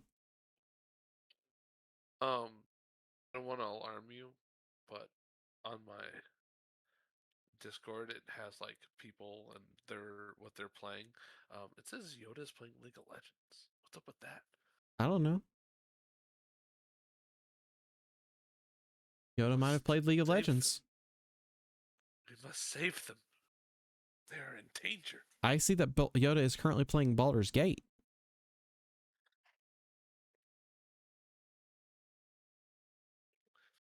I have someone else in here who is someone else. I have someone else in the Discord server who says they're playing League of Legends, but Someone playing 2 different things. What the? That's funny. what? Anyway. Okay.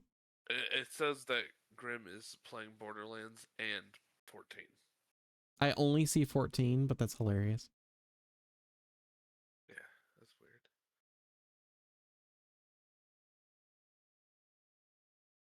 This is weird with only 2 people. Yes, that's normal for him.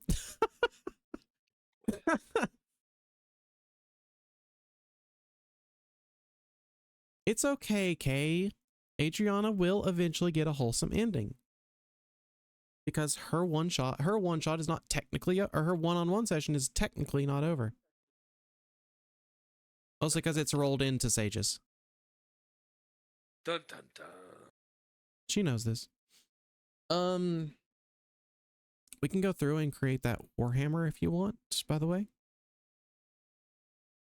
Okay. I just didn't want to take up time of your one-on-one session. I have to rush the end. Like I kind of already rushed the end a little bit. Oh, you didn't have to rush. I'm good. And I wanted Or it's if you no, wanted it's to rush, because I wanted to finish it at the time that we do for everything. Yeah. I am the band-aid that makes it all better. Oh, Leanne, no, you're not. oh, no, you're not. I mean, you are, but also you're not. But also,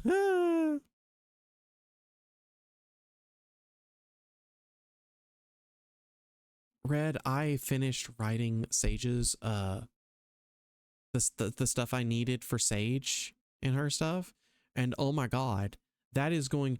I'm going to have to give a huge trigger warning at the like for Sages. I took off the content warnings on this slide. I'm gonna have to give huge content warnings for next week's session if we can have it. Okay, you wanted to make. What are you planning? What am I planning? Poor Leanne. Technically, after stream when when Leanne can't hear us, I can read you the thing that I wrote. Ooh, okay. Yeah. I expect everybody will need a fucking second after I read it. Oh my god. No, Yoda, it wasn't bad. We were talking about Red was worried that you were playing League of Legends and he wanted to save you. Okay, so because you are a magic using class, technically, you can actually enchant your items afterwards. You do not have to enchant them at the same time you create them, but you do have the option to do forging so that you can create the item and actually no, it would be better if you made the item and then enchanted it, because you're a magic class. You can just kind of do that. And it'll be the same process for you. It just doesn't require you to do certain things, I guess. Okay. So, in order to make this, I need to first find the thing. You wanted to make a war hammer. Where the fuck is a war hammer? Where's the war? In the war hammer. No, really, where the fuck? Oh, I found it. Okay, that's a fine material cost. It's fine. It's fine. It's fine. Okay, okay, okay. What's the fucking roll I need? Never mind. Never mind, I found it. It's a martial weapon. It is a martial weapon. So, for that, red, I'm gonna need you to roll. Jesus. Yeah, you have to roll for this.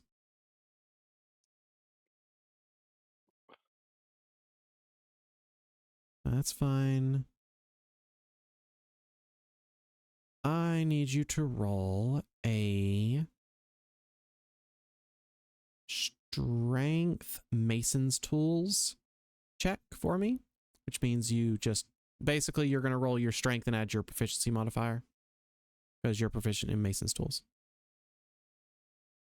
My proficiency modifier is 2.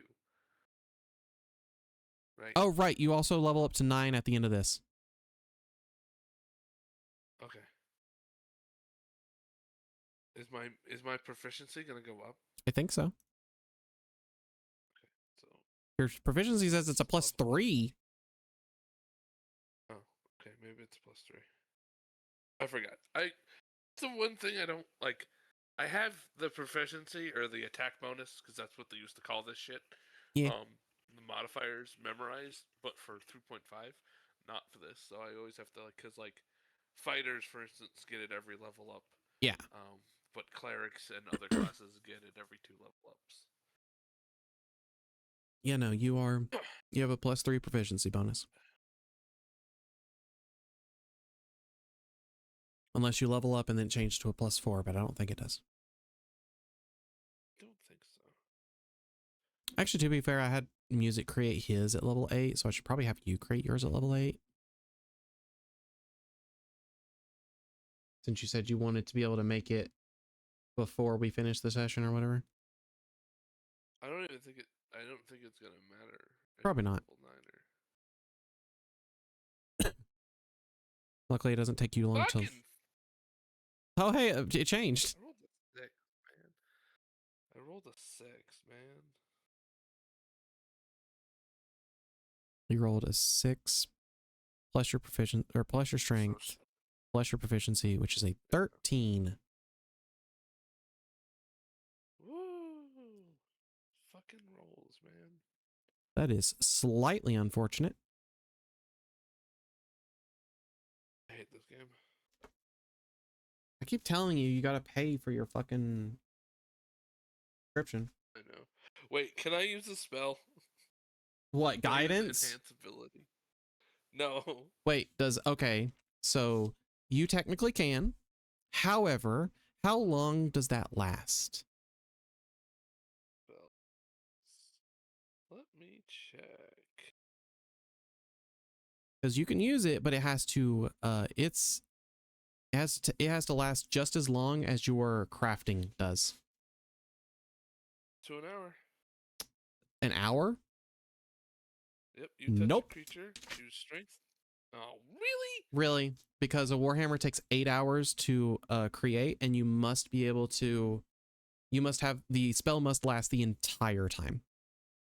It's not that you can continue using it every single time, because then yeah. Man. So there's that. Where's the quirks? Where's the quirks? I'm not saying that you failed. I'm just saying that your weapon has some quirks. Oh, that's not bad. It has one flaw, that's all. Oh god.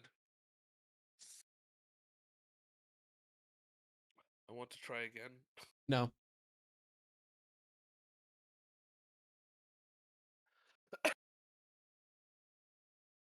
I can't write a fucking M or an R. What the fuck's wrong with me? Has one flaw. Remember, that's better than Grimm's. Grimm's first weapon had, I think, 2 or 3 flaws. Did he make another one, or he made 2. or did he make multiples? He made 2 because I wanted him to be able to have his rifle and his pistol. Oh, okay. See, for manufacturing flaw, do I let you roll the d20 or no? I let you roll the d20. Roll me just a straight d20.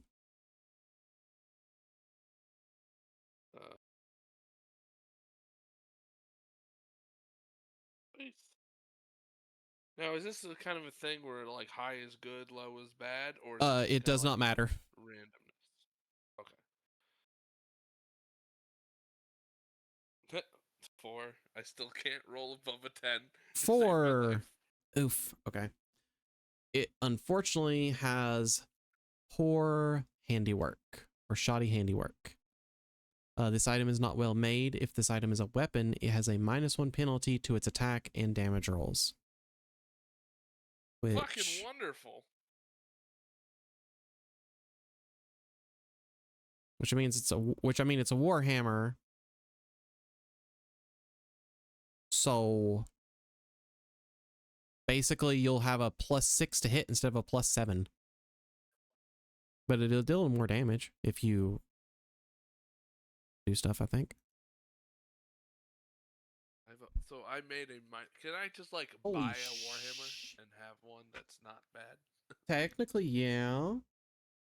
How did I get all this ink all over me? What the hell?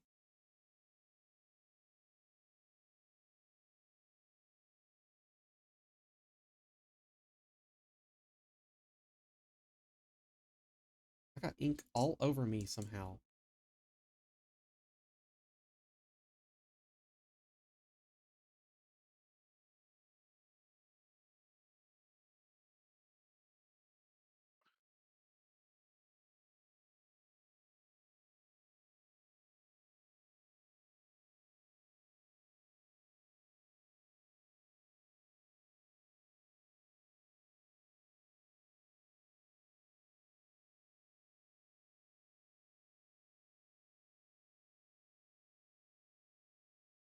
Oh wait, it's attack and damage rolls though. Might as well just use the fucking mace I already have. I'm not saying that your first weapon you made was ever going to be really good. And did you want to go over enchanting it?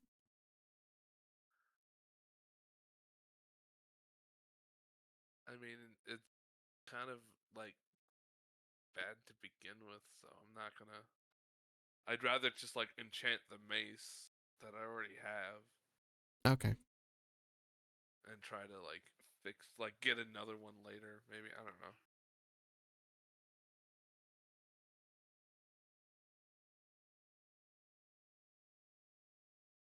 The mace is cool, I guess. How does the enchanting work? Do I have to roll? Technically, I'll probably end up making it worse. You will have to roll, yes. Alright, let's do it. Okay. What kind of enchantment would you have tried to go with? What kind of enchantments are there? That's a great fucking question. I don't think I've figured out the answer to.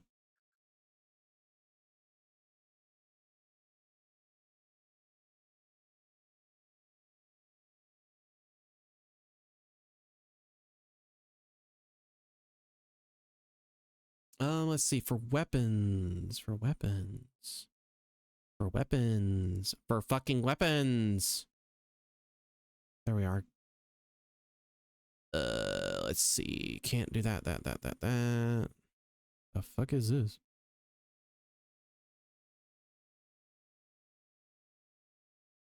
Technically, you could do that. Oh, no, you can't. That's a fucking sword.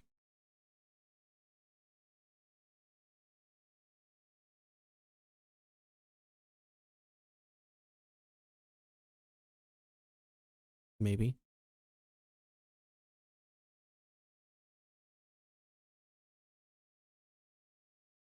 I'll keep that one in mind.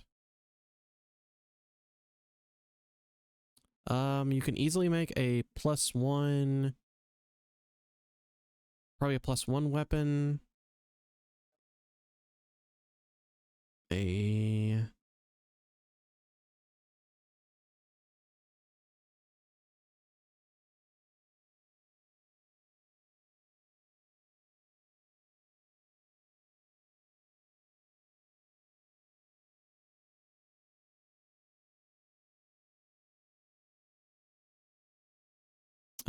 If you're going with your mace, you can make a mace of disruption, a mace of smiting, a mace of terror. If you put it on your warhammer, you could technically make a dwarven thrower. Unfortunately, I don't know if I've gotten any of these in the game yet.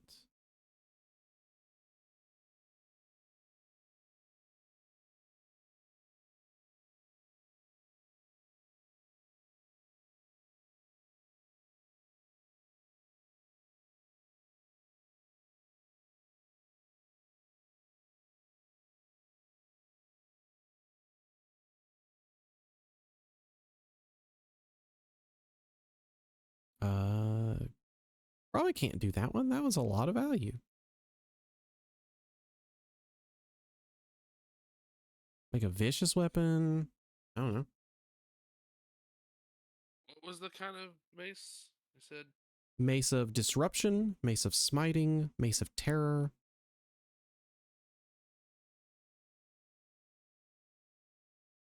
Oh, it was over tomb. It's required for some of those. Okay.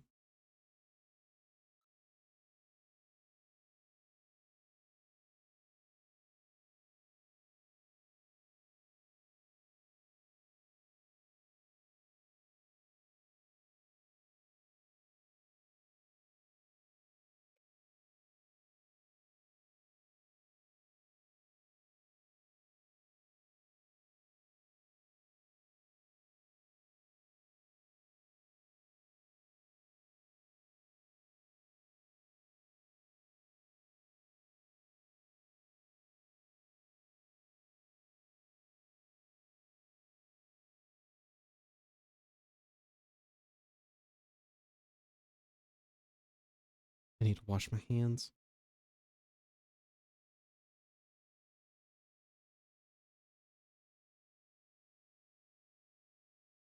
Ugh.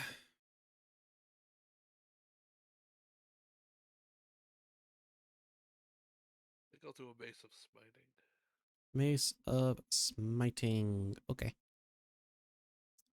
Requires that. Construct.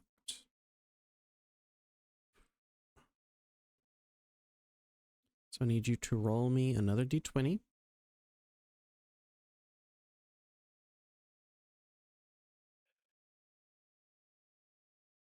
And you'll be adding your spellcasting modifier, which should be your wisdom.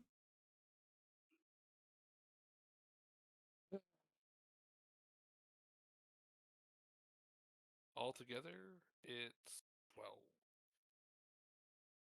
Because I rolled a 7.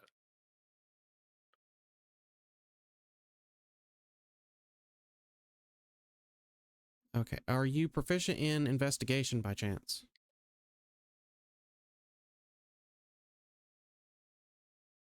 I don't think so, but let me see. Nope. No, you are not. So that is Animal handling, athletics, medicine, nature. 12.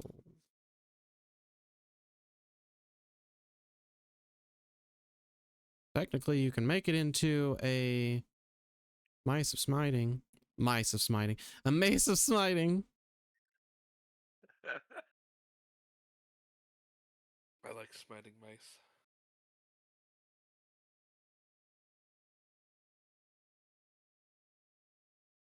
What was the fucking DC? As I try and find this.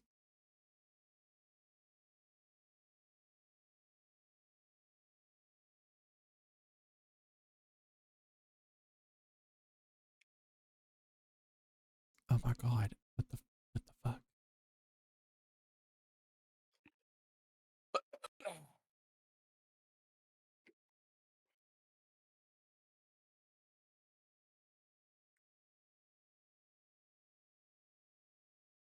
Okay, you know what? I'll give you the option. You could do this. You could make it a Mace of Smiting. You would get the Mace of Smiting bonus, which I don't know what the fuck that is just yet. However, it would have like... It would have 2 extra enchanting flaws. Just forget it. Okay. I apologize, Red. It'd be a plus. The Mace of Smiting gives you a +1 to attack and damage. And if I take the flaws, it'll probably give me -2 attack and damage. So it's not worth it. Well, no, it could give you stuff like, you know, alcoholic potency. Or gullibility. Or external monologue. I love that one. That one's funny. You know what? Fuck it. I'll do it. You don't have to. Actually, there's nothing for enchanting that reduces your damage. I'll do it. I'll do it for the funniness. Oh, okay. You want to put it on your Warhammer instead so that you don't destroy, so that you don't ruin your mace? Yeah, sure. Because Okay. it'll just make the Warhammer a Warhammer. Yeah. So roll me a d20. Twice? Yeah. Or just once? 2 times? 2 times.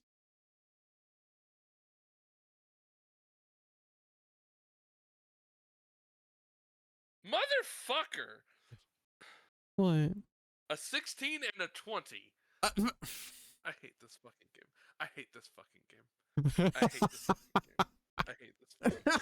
Hey, so 16 I hate this. No. is gullibility. You have disadvantage on wisdom insight checks while you're wielding this weapon.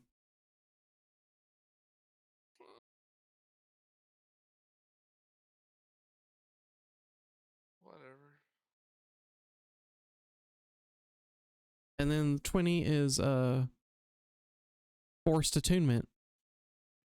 Regardless of whether or not this item would normally require attunement, this item requires attunement. In addition, you learn of a task which you must complete at my discretion. After you attune to the item, you can't willingly unattune from the item until this task is complete. You don't have to attune to the item, by the way. Okay. I'm fine with just you experiencing what the crafting process is, even if everybody's stats are not letting them roll really well for this. No, my stats are fine. It's just my ability to roll a 20-sided dice and actually get something useful at all, ever, is horrible. Fair. Yes, that is crafting a weapon.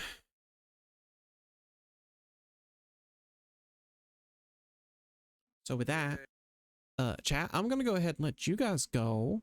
If Red wants to stick around and hear the things that I have written for Sage's thing next week, he can, or he can go to bed. I will wait in here. Okay. I'm curious. Then I'm going to deafen and I'll be right back. All right, chat. This has been a fun one-on-one session. It went a lot better than I was expecting because I did such a poor job at trying to plan for this one. I'm not going to lie to you. It was kind of a problem. I've been trying to figure out Reds for a while, and I'm glad we got to do the whole figuring things out kind of thing. Hopefully next week on the 25th of January, we will have episode Sage, which will be a very, very interesting one. Oh boy, will it be fucking interesting.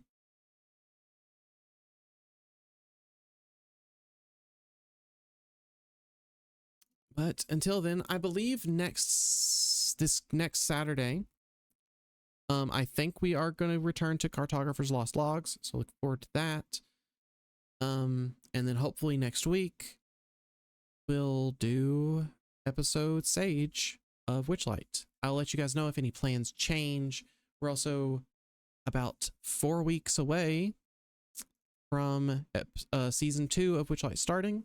Keep in mind, hopefully next week we'll do episode Sage, and then the 1st of February and the 8th of February, I'll be doing kind of recap shows for season 1.